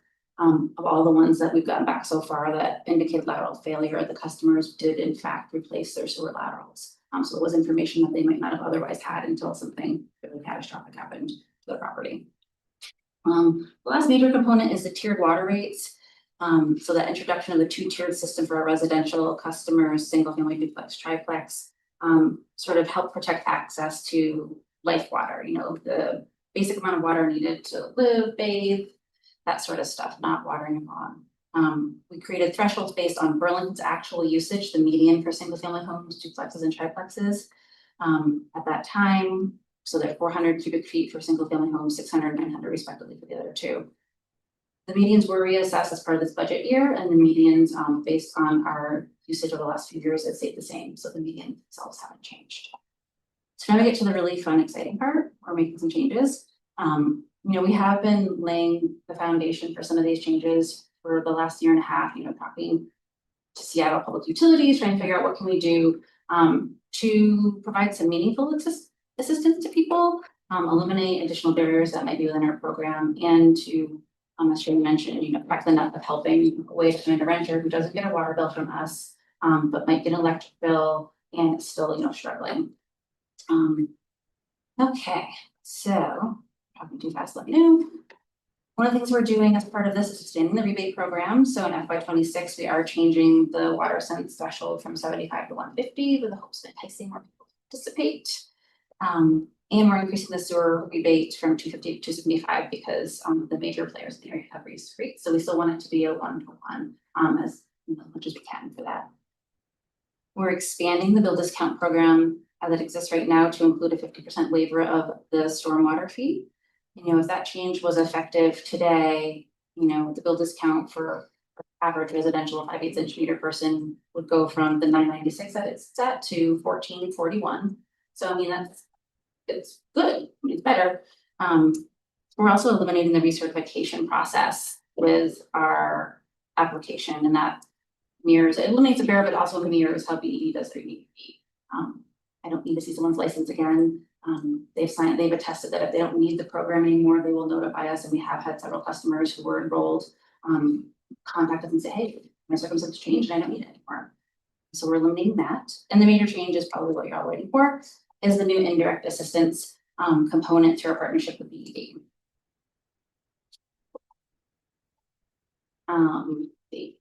So we have been working with BED for several months on this, and essentially, how it's going to work. They have a list right now of 766 folks that are enrolled in their EAP. I've already gotten that list. And that list is a mixture of people who might already be enrolled in our program. Majority are not. Majority are renters, but not all. So some people might be a duplex owner and owner occupied, so one side, but the other side's rented. The way we're structured right now, neither of them can get help through the direct assistance model. This week actually a letter is going out to all of those customers, letting them know about this new collaboration. So they're aware of it and they have the opportunity to opt out if for some reason they don't want to participate in the water resources program, which would be an automatic enrollment for them. They can let us know that. In terms of how it's working right now, we'll all get an email from BED about a person who was enrolled, and then I check our records, and kind of we direct for it, so nothing. We'll be able to move forward, either enroll them in our program as it exists now, or we'll let BED know that person has to be enrolled in the direct assistance.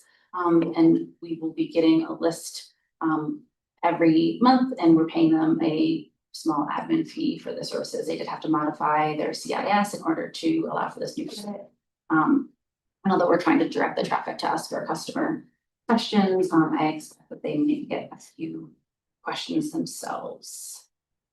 And I feel like I'm missing something. Just for today, in your packet is the proposed policy, which would be referenced in ordinance. The key difference here is we're pulling the affordability language out of ordinance and then empowering the council to approve policy without making ordinance change, which allows us collectively to be more nimble and better serve customers. So happy to answer any questions.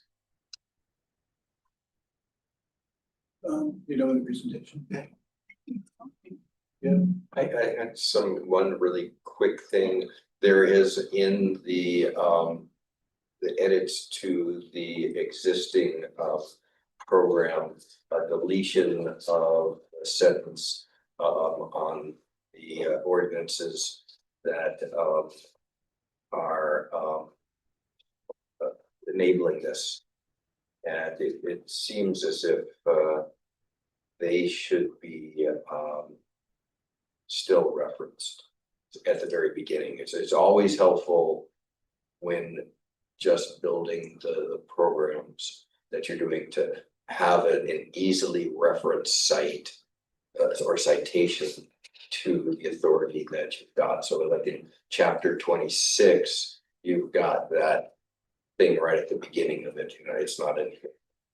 I don't think it's in here, but that lays out, this is why we have the right to do what we're doing. And it would be just for your policy. I think that. Oh, you're saying in the policy, yeah. This is authorized. You've deleted it, but you haven't really gone there, and but you should just have that in the policy right at the beginning, sort of just and then everybody. And so when my successor comes back and, is gonna rewrite everything. I go, well, I don't know why I have the authority to do anything. Then you go, oh, here, because we did it. Yeah. So that's, and. Staff is supportive of adding that. Yeah, great. And then Sharon Busher asked a question related, and I think what my quick read is because it doesn't really matter the housing status of the person. It's going to be based on the customer and these criteria. But that is that the answer to a question as to why I think it was eligibility. Under description of assistance, why the indirect and specifically reference renters, and that's because the majority will be renters, but not all of them will be renters. Right. So it doesn't make any difference whether you're a renter or not, if you're gonna fit this, and it covers renters. Your meter status essentially. So. Do we have an individual meter for your unit? Great. Yeah, and I think she had a couple other questions. How will they become aware we are doing that letter to let everyone existing know? And of course, we'll be doing big rollout to let people know about the change to the program, and our application still has that collaboration footnote. And I think her question about why aren't nonprofits taking advantage is a good one. It was a mystery to me, I thought for sure, because they have larger meters and their savings would be greater than a single family home. We did individual outreach to them twice, sort of in the first 18 months of the program, and still didn't get any bites. It is, a good question. Although some BHA homes, like Hillside Terrace, is individually metered, so those folks can just qualify directly. The vast majority are not. Right. So that is, another one of, it's a worthy question, and trying to figure out if there's a barrier for them to apply, like what is it, doing some more outreach to them is certainly on the list to see if we can get the participation more robust. So the last thing I would just say is that you should definitely reach out to CHT, which has bigger projects. They're more project based as well as BHA, and to make this information known through CDOBO and other anti-poverty agencies or ones that are attached to them. They're the people that see the individuals that help with individual assistance, like tax assistance. And they should have this information. Thank you. Point. And it did look. I'm gonna have to say that I have been slow in getting this, so I'm not really critical of anything that I've seen here. Nothing jumped out at me, but I have to be honest. I haven't really nitty-grittied it. So if staff is okay with it, then I'm gonna, and it seems to be working and will work. I'm okay with advancing things. We've developed it in consultation with Eric Ramakrishna, Assistant City Attorney, and we are confident that yes, the language is where we are comfortable with advancing. The committee members.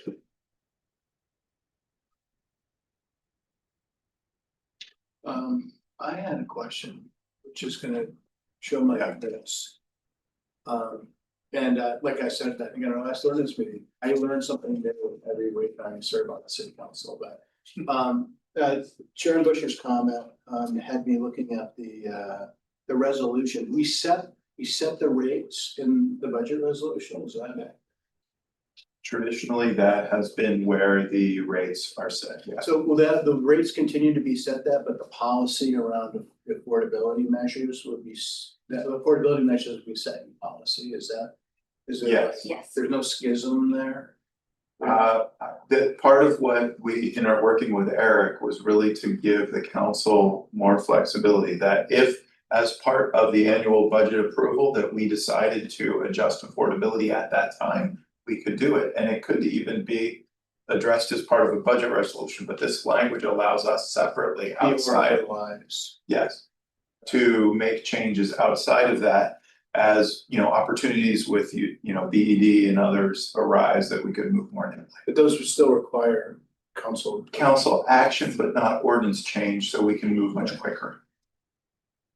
Yep.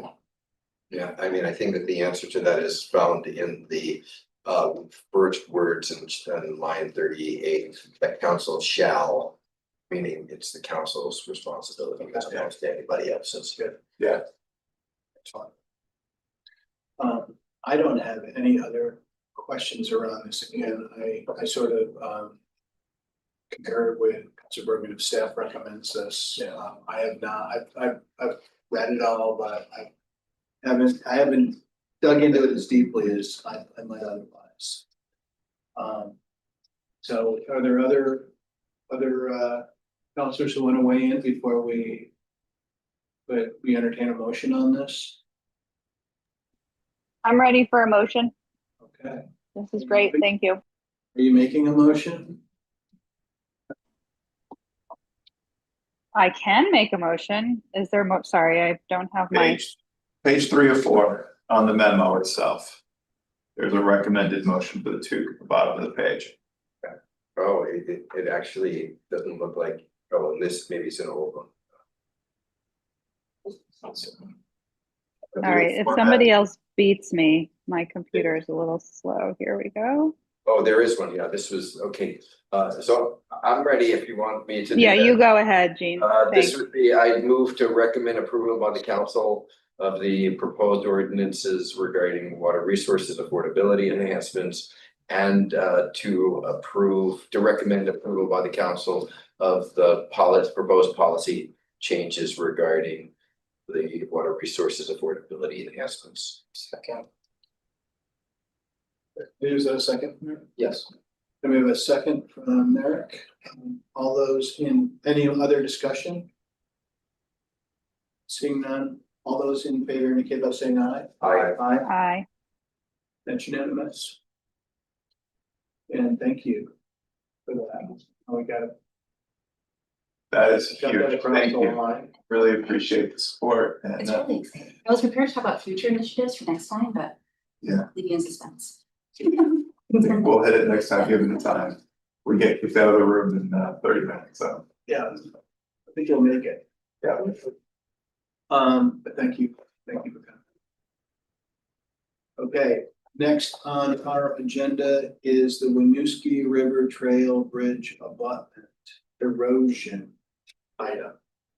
And I had asked that this be added because it's an item that has been brought to my attention, the council's attention by a constituent, Robert Bristow Johnson.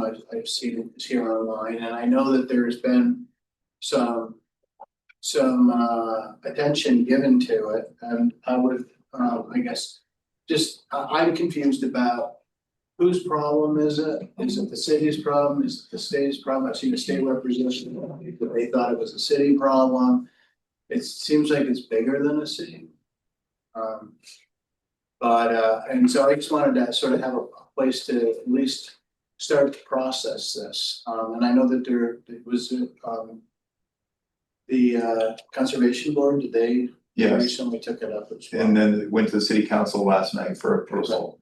Yep. So, and Nick forwarded along in your packet is the materials that the conservation board recommended approval. So I don't know who wants to lead on this, and then I may allow Robert to get on this at some point, just to give his 2 cents. Great. If he can keep it brief. But we'll if it's friendly to you, we'll start with city engineer Laura Hillock, and then we can hear from Winooski Park District Director Nick Warner. Thank you for your time today. I arrive less than 24 hours after I got a grant approved, and I've not even signed the contract with the consultant yet, but obviously it's been a learning process to get to this point. Hang on a second.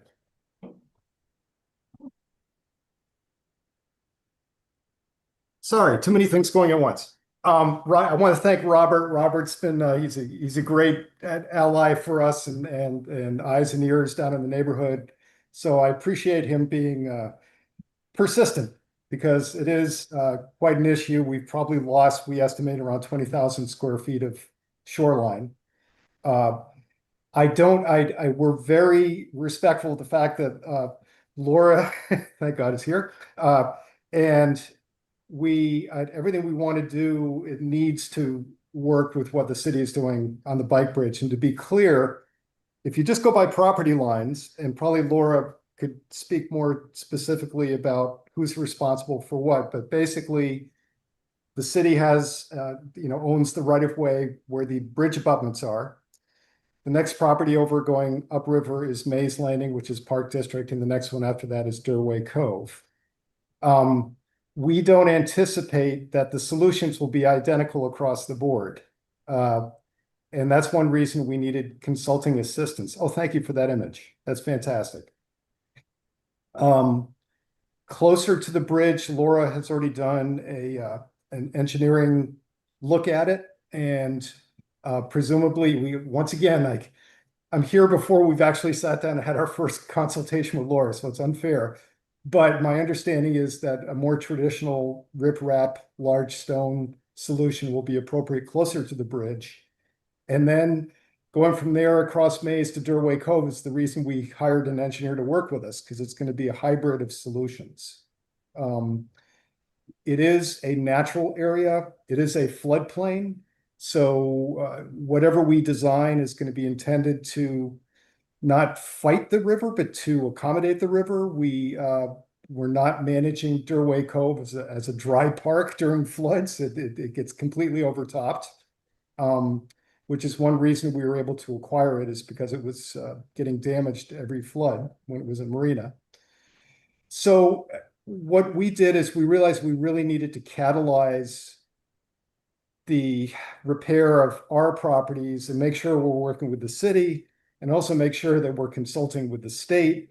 We are in the lexicon of water quality work. We've been working with CCRPC and a couple other projects.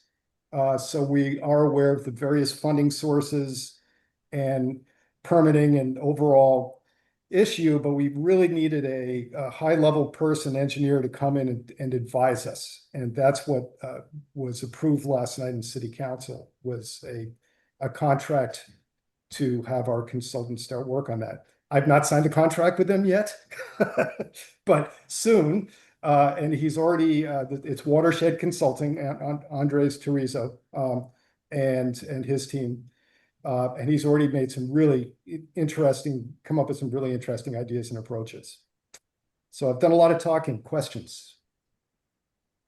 Or Lori, if you want to jump in. Laura, do you want to add? Yeah, sorry, I shared my screen, and then, it makes it hard to find where they hide the mute button. So yeah, as Nick has gone through the property line, we basically own the rail right of way.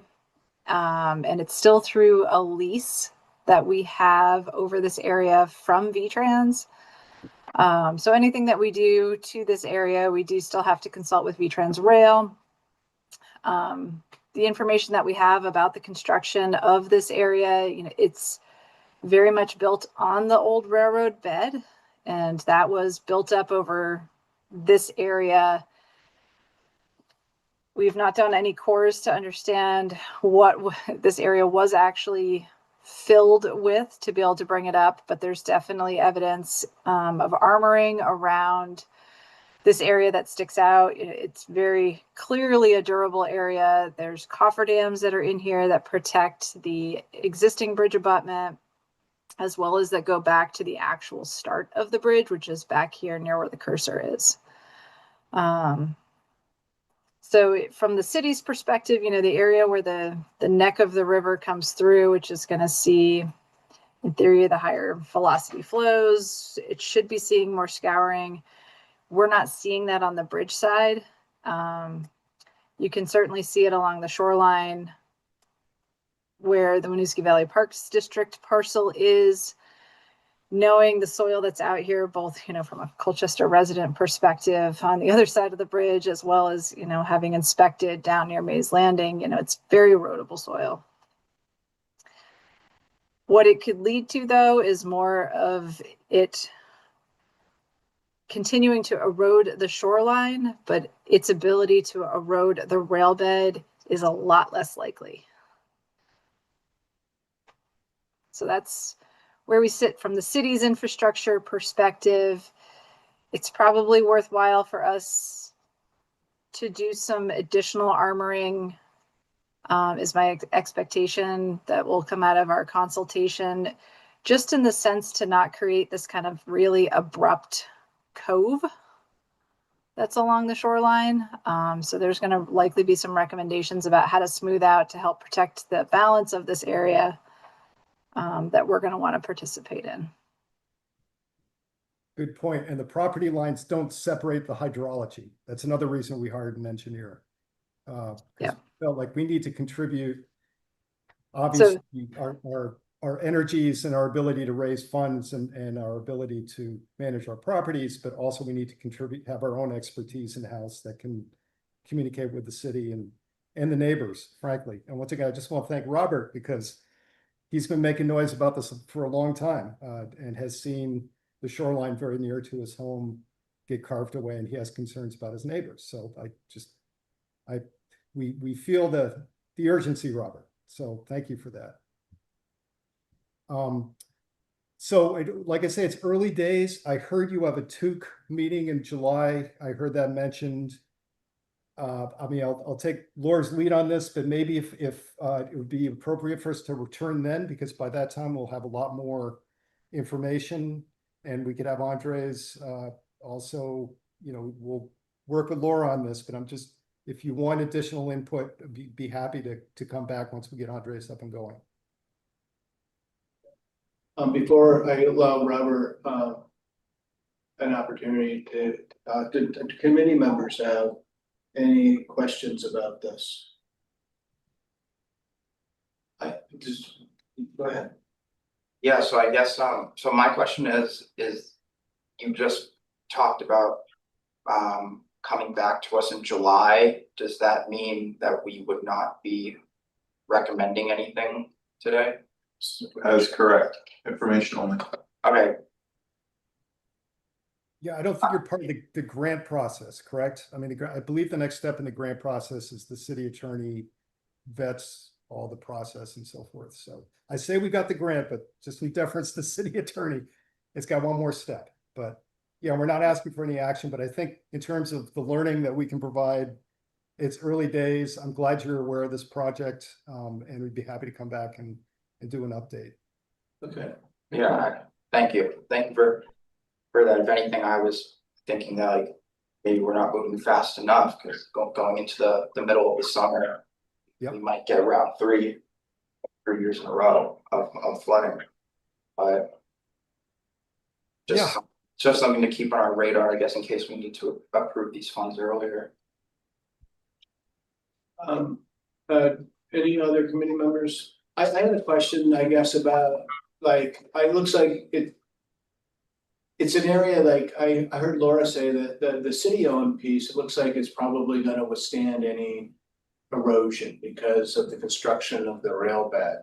However, the abutting land it's been eroded already would continue to potentially be eroded, but the rail bed itself is not in imminent danger, at least from what we can see, yet to be determined by additional study. Yeah. So that's accurate. Yes. Yes. Okay. May I speak to that a little bit? In a minute, in just a second, Robert. And so yeah, so that's an important piece of information. In terms of like going forward, this could be an expensive undertaking, and one that long term, that the river always wins, I think, on these things.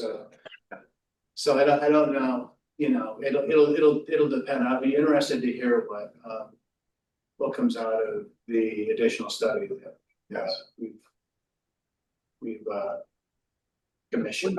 We're not naive to, we've been doing lots of plantings, like all the traditional shoreline stuff. The energy that river has at that part of the system is astounding.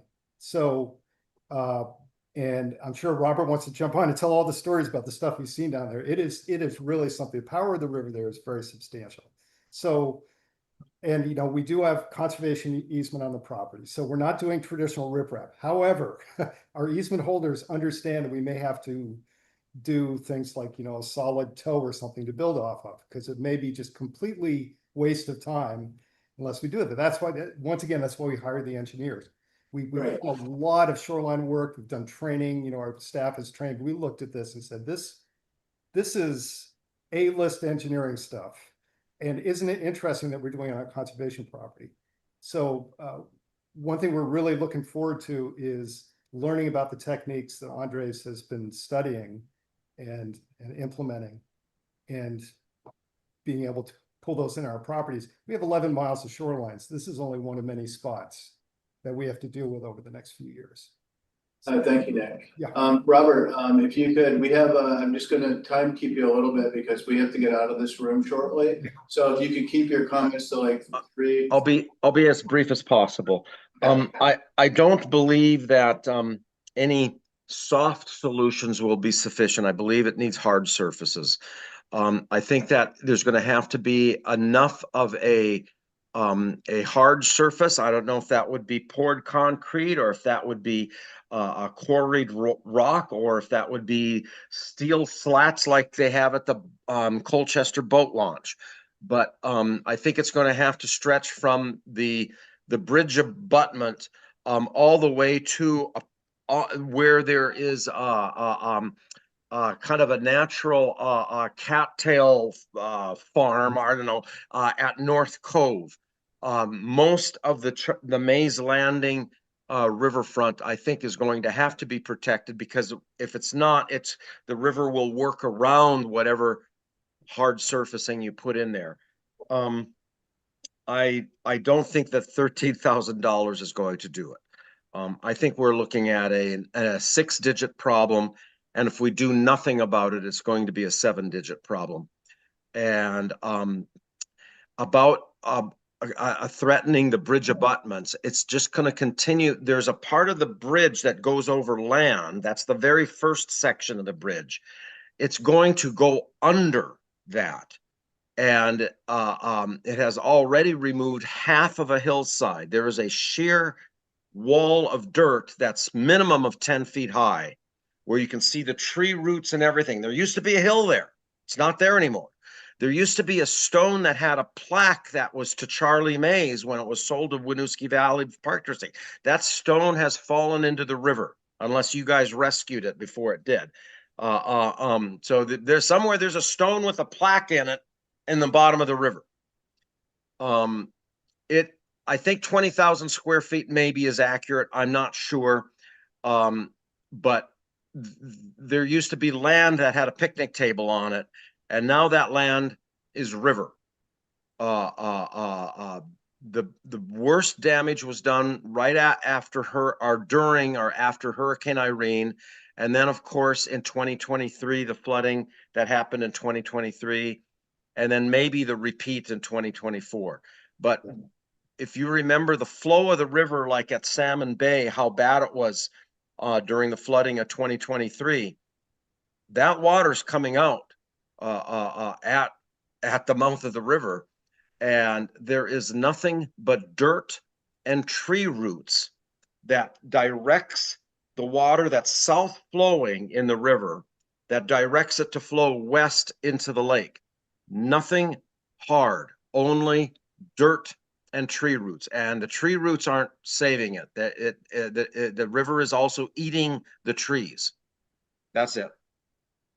Thank you, Robert. And I'm glad I also extend my thanks for you bringing this to the community's attention. You've been the sort of sentinel on this. So thank you. I canoe out there multiple times each summer, and I can see it.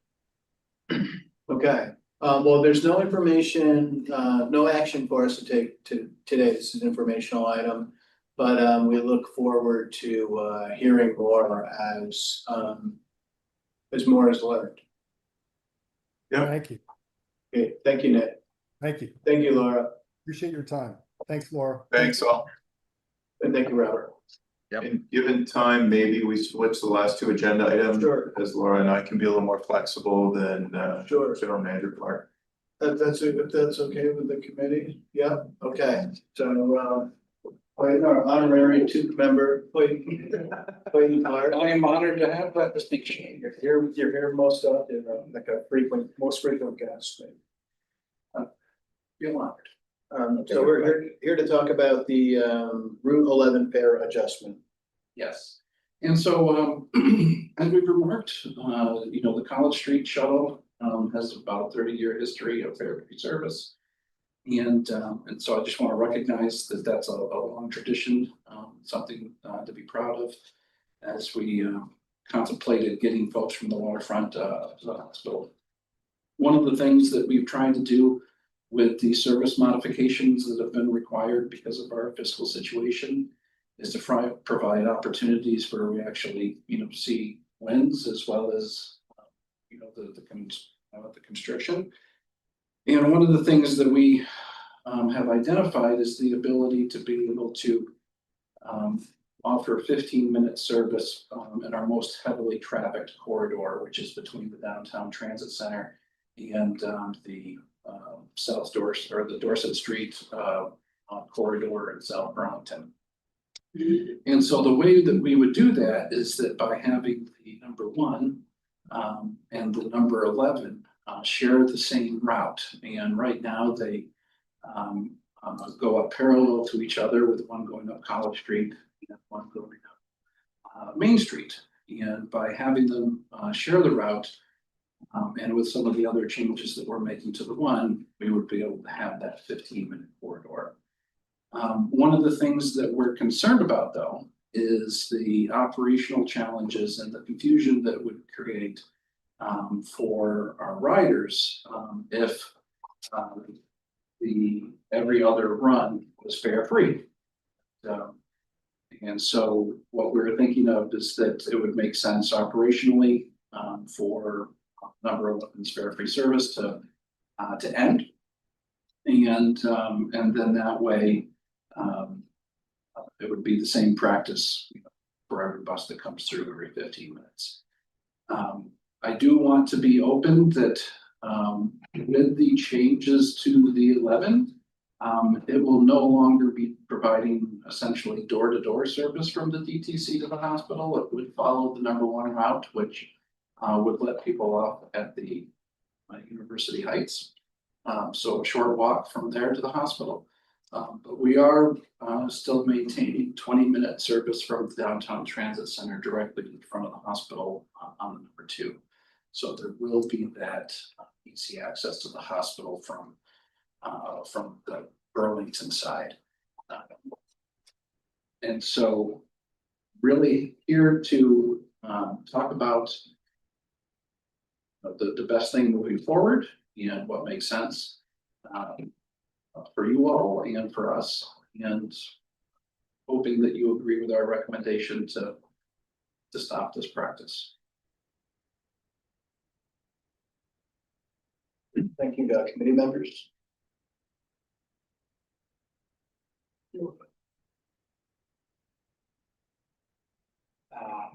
I guess you might have to come back to me after I ask my first question. With the ending of direct full service on the 11, like you said, if someone from Lewiston or South Burlington needs to take the bus to the hospital and is not able to make that walk from University Heights to the hospital, it's longer than you think. It's a pretty big parking lot. Yeah. But so you would need to take it to downtown transit, and you would need to transfer to the 2. There would be that option, or one of the things that we also have a paratransit system with our ADA service. So if we had somebody that was a rider that would be coming from Wilson, who would tell us that the walk from University Heights to the hospital was too far for them, then they would be ADA, and then they would get the door-to-door service through SSTA. Yeah, that was my question. That was so. Yes, SSTA. All right. Yes, thank you. So service on the 2 from the transit center to the hospital is every 20 minutes. Every 20 minutes, but it is not fare free. It is not fare free. It's not. Yeah, there would be no fare free service, in our And no fare free in the entire urban area. What does that do to the assessment? We had this conversation in terms of that and the fiscal cliff. So just to remind me. So it would be about a $90,000 decrease to your assessment.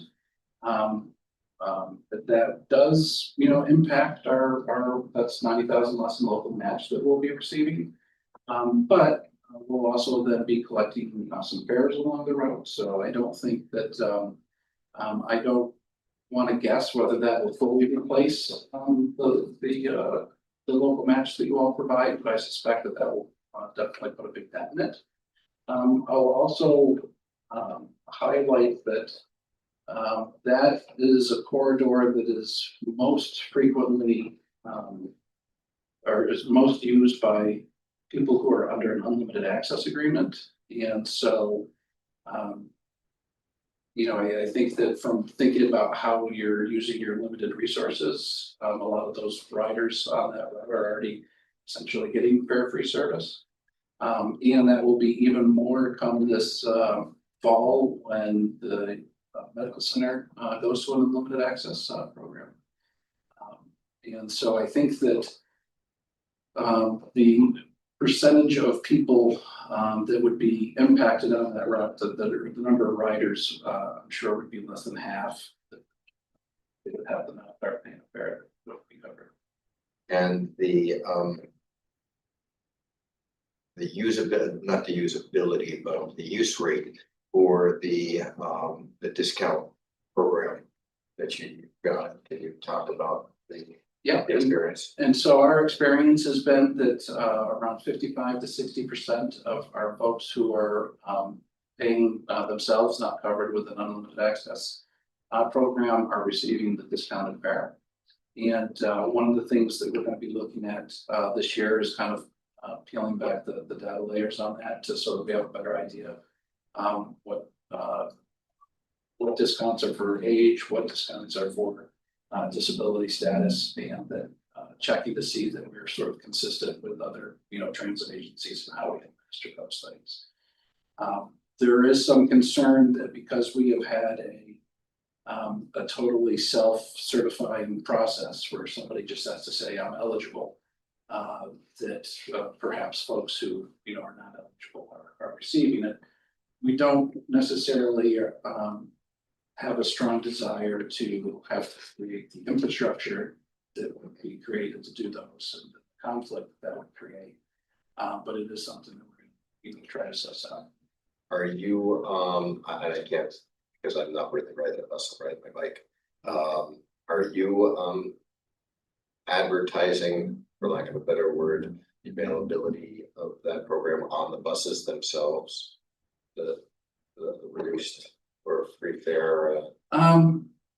So that if somebody came onto the bus, they're paying that you've got a sign, you've got signage on the bus that says, hey, that, because I mean, that is the population, the people that are using it. Yeah. I don't know off the top of my head if we have signage on every bus that says that. I like 95% sure that the sticker that we have on our fare sheet, breaks that out. So that's the first thing that they'll see. I'm almost positive that it's on that. But there's definitely our signage at the transit center makes clear there is that available. And folks generally, that they would either need to go to the transit center or to call us to get their accounts converted. When somebody is a cash payer, then they just, when they get on, they say, hey, I'm a discounted rider. I mean, I do recommend that there be on the buses themselves. Yes. That information, that is the captive audience that is most effective. Like I said, I'm close to certain that it's right there for them to see as soon as they get on. They just can't. Yeah, very good. Okay. Go ahead, Becca. Thank you. So appreciate the questions from my counselor colleagues. Those are all really good call outs. I guess I was wondering if you wouldn't mind telling us, so you're eliminating the no fare, and then just remind me how much the fare is that people will now be paying. Sure. So for our full price riders, it's $2. And for our discounted riders, it's $1.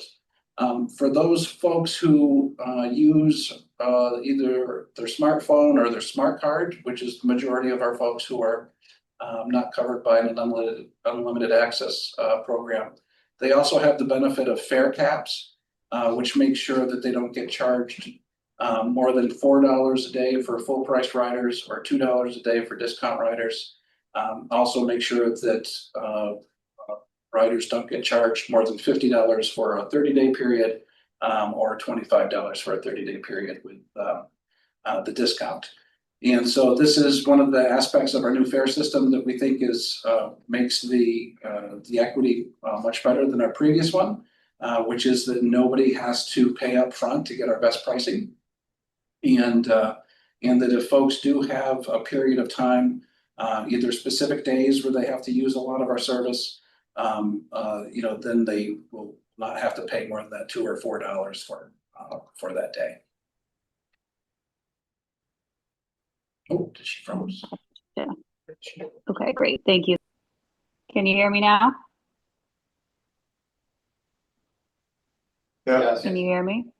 Yeah. Okay. Yes, yes. And then I just wanted to thanks. Sorry, I think I have a little delay. I wanted to make a suggestion for this committee that, because like Councilor Bergman, I have a lot of experience, and like Merrick was saying, I've been to the hospital, more times than I would really have liked to be on foot and on bike. And that is a long parking lot, but I haven't done the bus experience. And I would propose a committee field trip to take this bus route and just to ride it and observe it together. And maybe you all have already done that and you don't need to do this, but I would appreciate doing that with one or more other folks to kind of just talk it over and understand the experience more fully as we move forward. Thank you. Go ahead, Mary. Thank you. First, I've done the trip to the hospital on the 11 and the 2 many times. I would love to do it again. So let me know. Good. Going with somebody who knows what they're doing is probably a good idea. So I don't get lost. And we'd certainly be happy to facilitate that trip too, so you wouldn't have to do it on your own. Thank you. So my other question, which you prompted by talking about how, so since the 11 is shifting from its current route to the new route that's now sharing the very highly trafficked by students, and these soon to be staff who have the unlimited access plan. If I'm not incorrect, that is done for the like groups like Camera, right? Where they lump sum give it to GMT.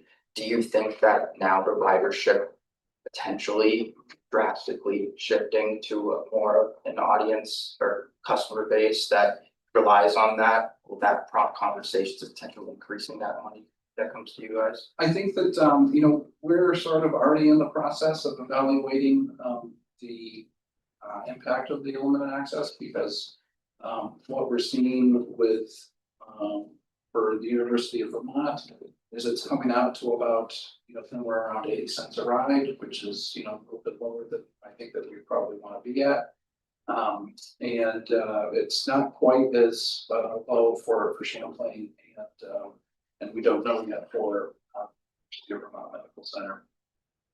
One of the things that we are working with the University of Vermont on is that unlike Champlain College and the way the Med Center will be doing their unlimited access, where the Champlain and the Med Center will actually physically swipe their ID cards from those universities, which means that as soon as somebody stops being a student and stops being an employer, then they stop getting the free rides. With UVM, because their ID card system was not immediately compatible with our fare system. People just show an ID. And we know anecdotally that there's a lot of IDs that, for people that, Chapin probably kept his ID for, fare free transportation for a while. And so one of the things that the University of Vermont believes is that the reason why their numbers are so high is because there's a lot of folks that are taking advantage of the turnstiles. Yes, and so we are happy that when the students come back in August, that they're going to be going towards a system now that will be able to be kept up to date as far as where it's going. Yeah, from what I know, it's going fully digital. Yeah. And so you'll be able to tap your phone with the fully digital card. I think that that's I seem to recall that there's a subset of students that don't use their phone loads, so we have to come up with multiple systems for those folks too, but I think the majority will be doing exactly that. And I don't know, I never made the switch. Okay. I am still in school though. Okay, thank you, and for not jumping the turnstile, as you say, and so I think it's going to be really interesting to me to see if suddenly there's a change in UPM's numbers, and hopefully there's not a change in the ridership numbers, because even though I don't want to give away free service, the more ridership we have, the more federal dollars we get. So, and in some ways, we were always in this balancing game, even when we think about making the 11 fare free, is making sure that we don't get rid of plans that then have our numbers decrease. But I think that we see enough volume in that corridor that we think that it's going to be healthy regardless. Yeah, I think something that should be looked at maybe with like count on is that advertising the a little bit in their mediums to recent grads who were no longer students, that you may not be able to get the free service anymore, but here's how you can get discounted service if you're staying in Burlington. Sounds like a good idea.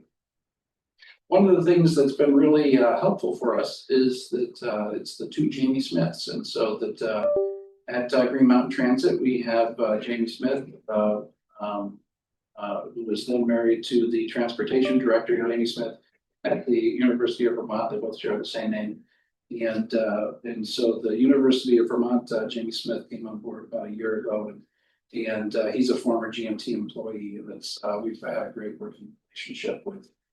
Partnering with them just because of his familiarity with us. Great. Great.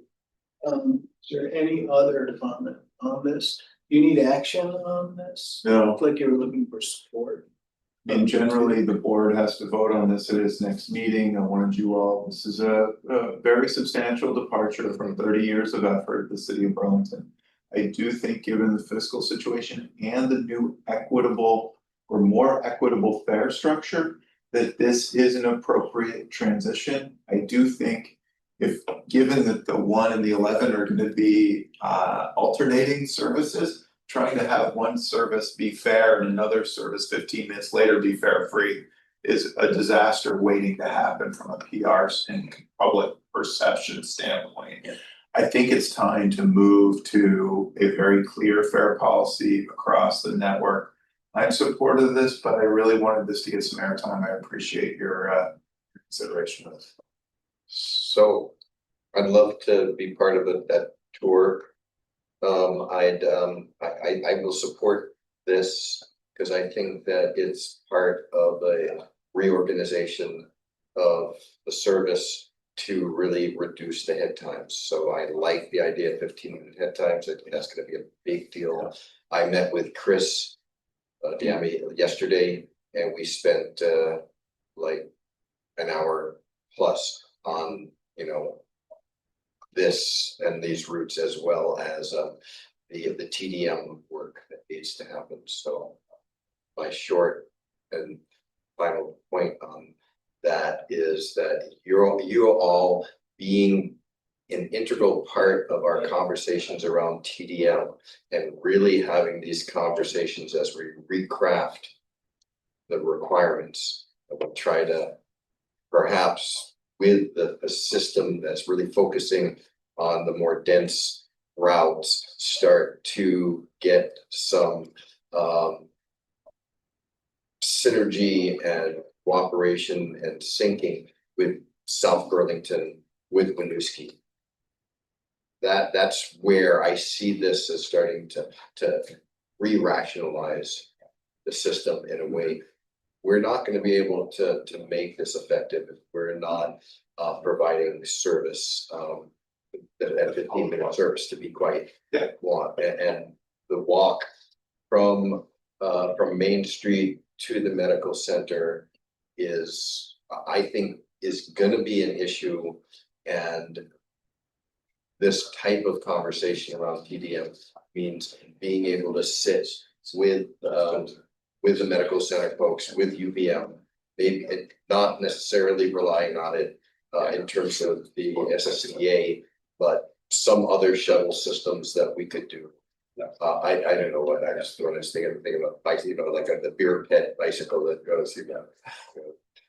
But well, and I do know that you know, when we've talked with UPM MC, and you know, even as part of the negotiations over the limited access agreement, you know, they do have concerns about that walk, but sort of like you, they see that 15-minute service as sort of worth it, and so that's and one of the things that I've, you know, made clear to them and to everybody is that, you know, this new service probably go into effect August 25th with a new bid that starts then. And if we find that there's issues, we'll have another bid going out in December. You know, I don't see this as, no, this is the route, this is the way it's going to be.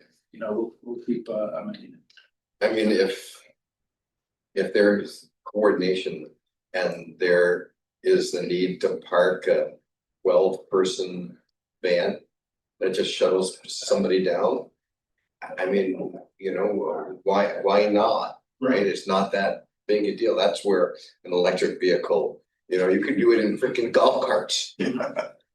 Right? I mean, bicycles, you know, maybe perhaps that, I mean, and we should be able, if we don't just stop at the first barrier. Yes. That's the key. I like your idea of golf carts because then I can drive them.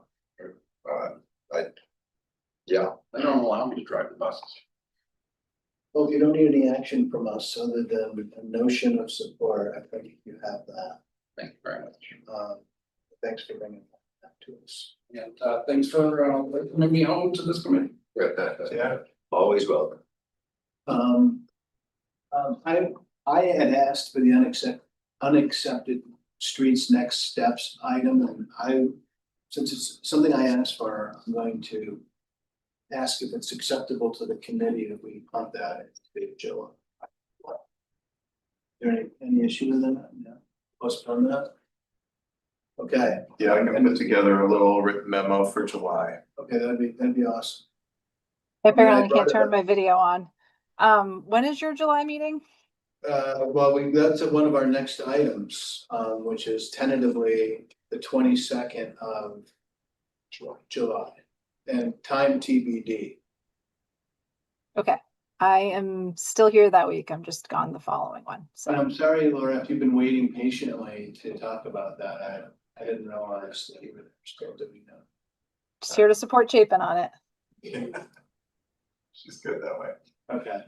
So if that's okay, given the hour, we're running a little bit later than this. yeah, I could just send an email with some information to That'd the be good. committee and tee up a future conversation. That would be good, because I think it's a conversation we want to have, given that there's some interest from residents who live on the underserved streets, we'll call them. You may call them private streets. They see them as public streets that are underserved. Or of course they do. Okay, so that brings us to finish our deliberative agenda. Director's report. You had one item on here you want? Yeah, I wanted to let people know that the council passed a resolution around downtown support that included, it was a May 19th resolution that asked us to evaluate whether or not the southbound entrance onto the Champlain Parkway could be activated prior to the full project being completed. It was combined with other steps to help downtown and relieving some of the traffic congestion downtown. So our city engineer, as well as our Champlain Parkway project manager, Corey Vance, have been having conversations with ECI Engineers Construction, who's the contractor for the second phase of the project. I will say, and they've also been following up with the state, there is no clear path to open it early at this point. We are continuing the conversations and there may be a path, but the fundamental challenge is the way the project was bid was having to do various items once. And if ECI needs to go in and pave a section first and then come back and pave another section for inbound, or they need to stripe once and then stripe again next year, there's going to be significant change orders. They bid the project very competitively. First contract was around $40 million for the first phase. The second phase came in at $14 million. And ECI is focused on getting the project done as bid. So I wanted to give you that update. We hadn't lost the action item that you had asked us to do. We're continuing to do it. It's not a final decision, but I'm saying at this point, it's unlikely that there's going to be a viable path to opening the parkway prior to its full completion. That said, they are making great progress, and my sense is early next year, this project will be fully complete. That's it. Any questions for Chapin? Laura, is there anything you want to add to that? I do. I want to explain a little further about the challenges where we're still having conversations with our state partners. This is not over project constraints.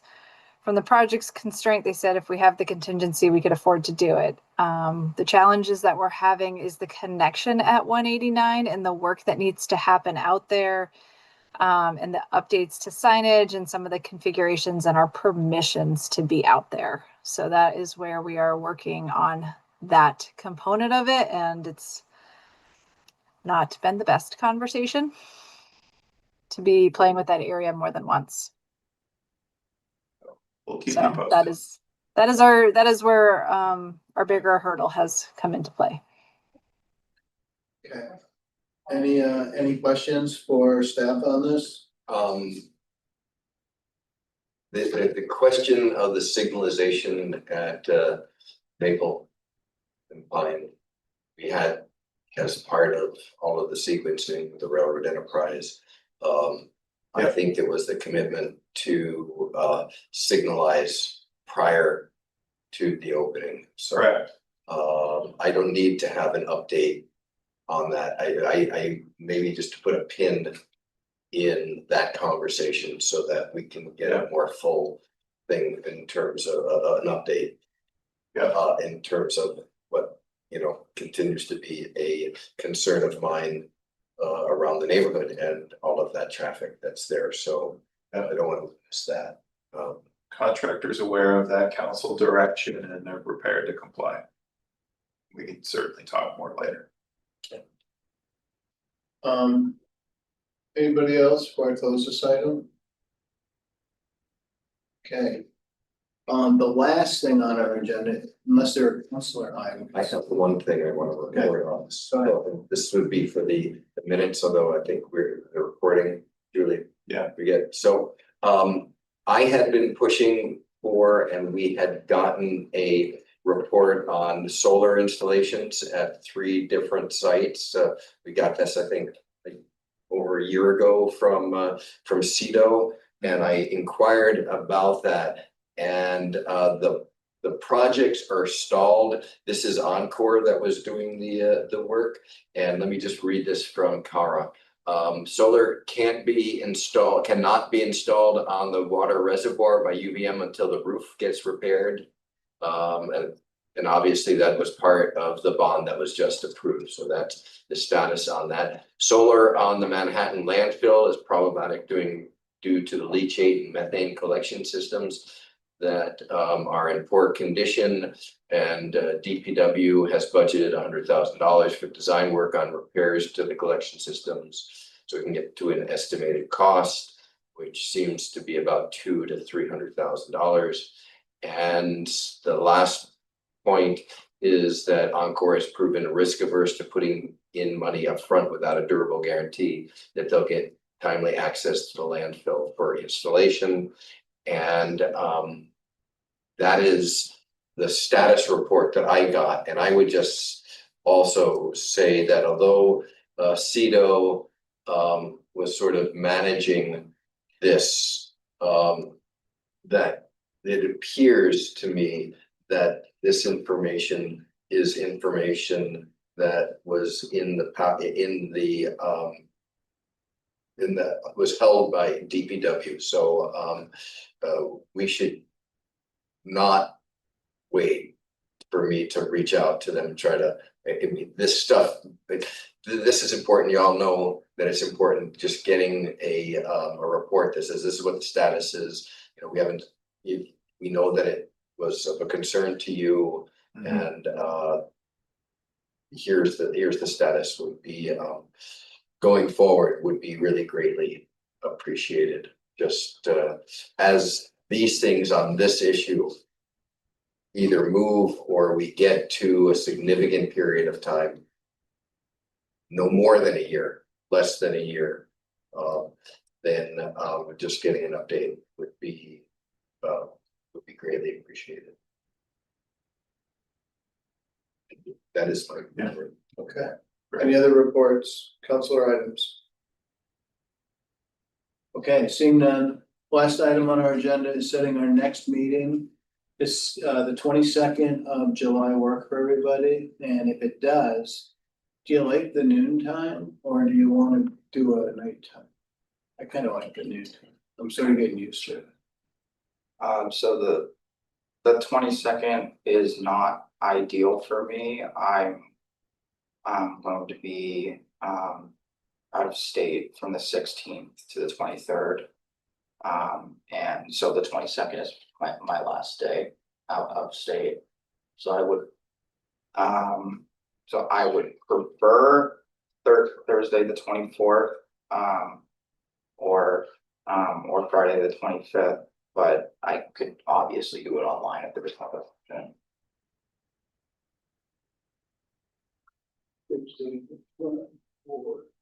I have a public safety committee meeting in the evening on the 24th.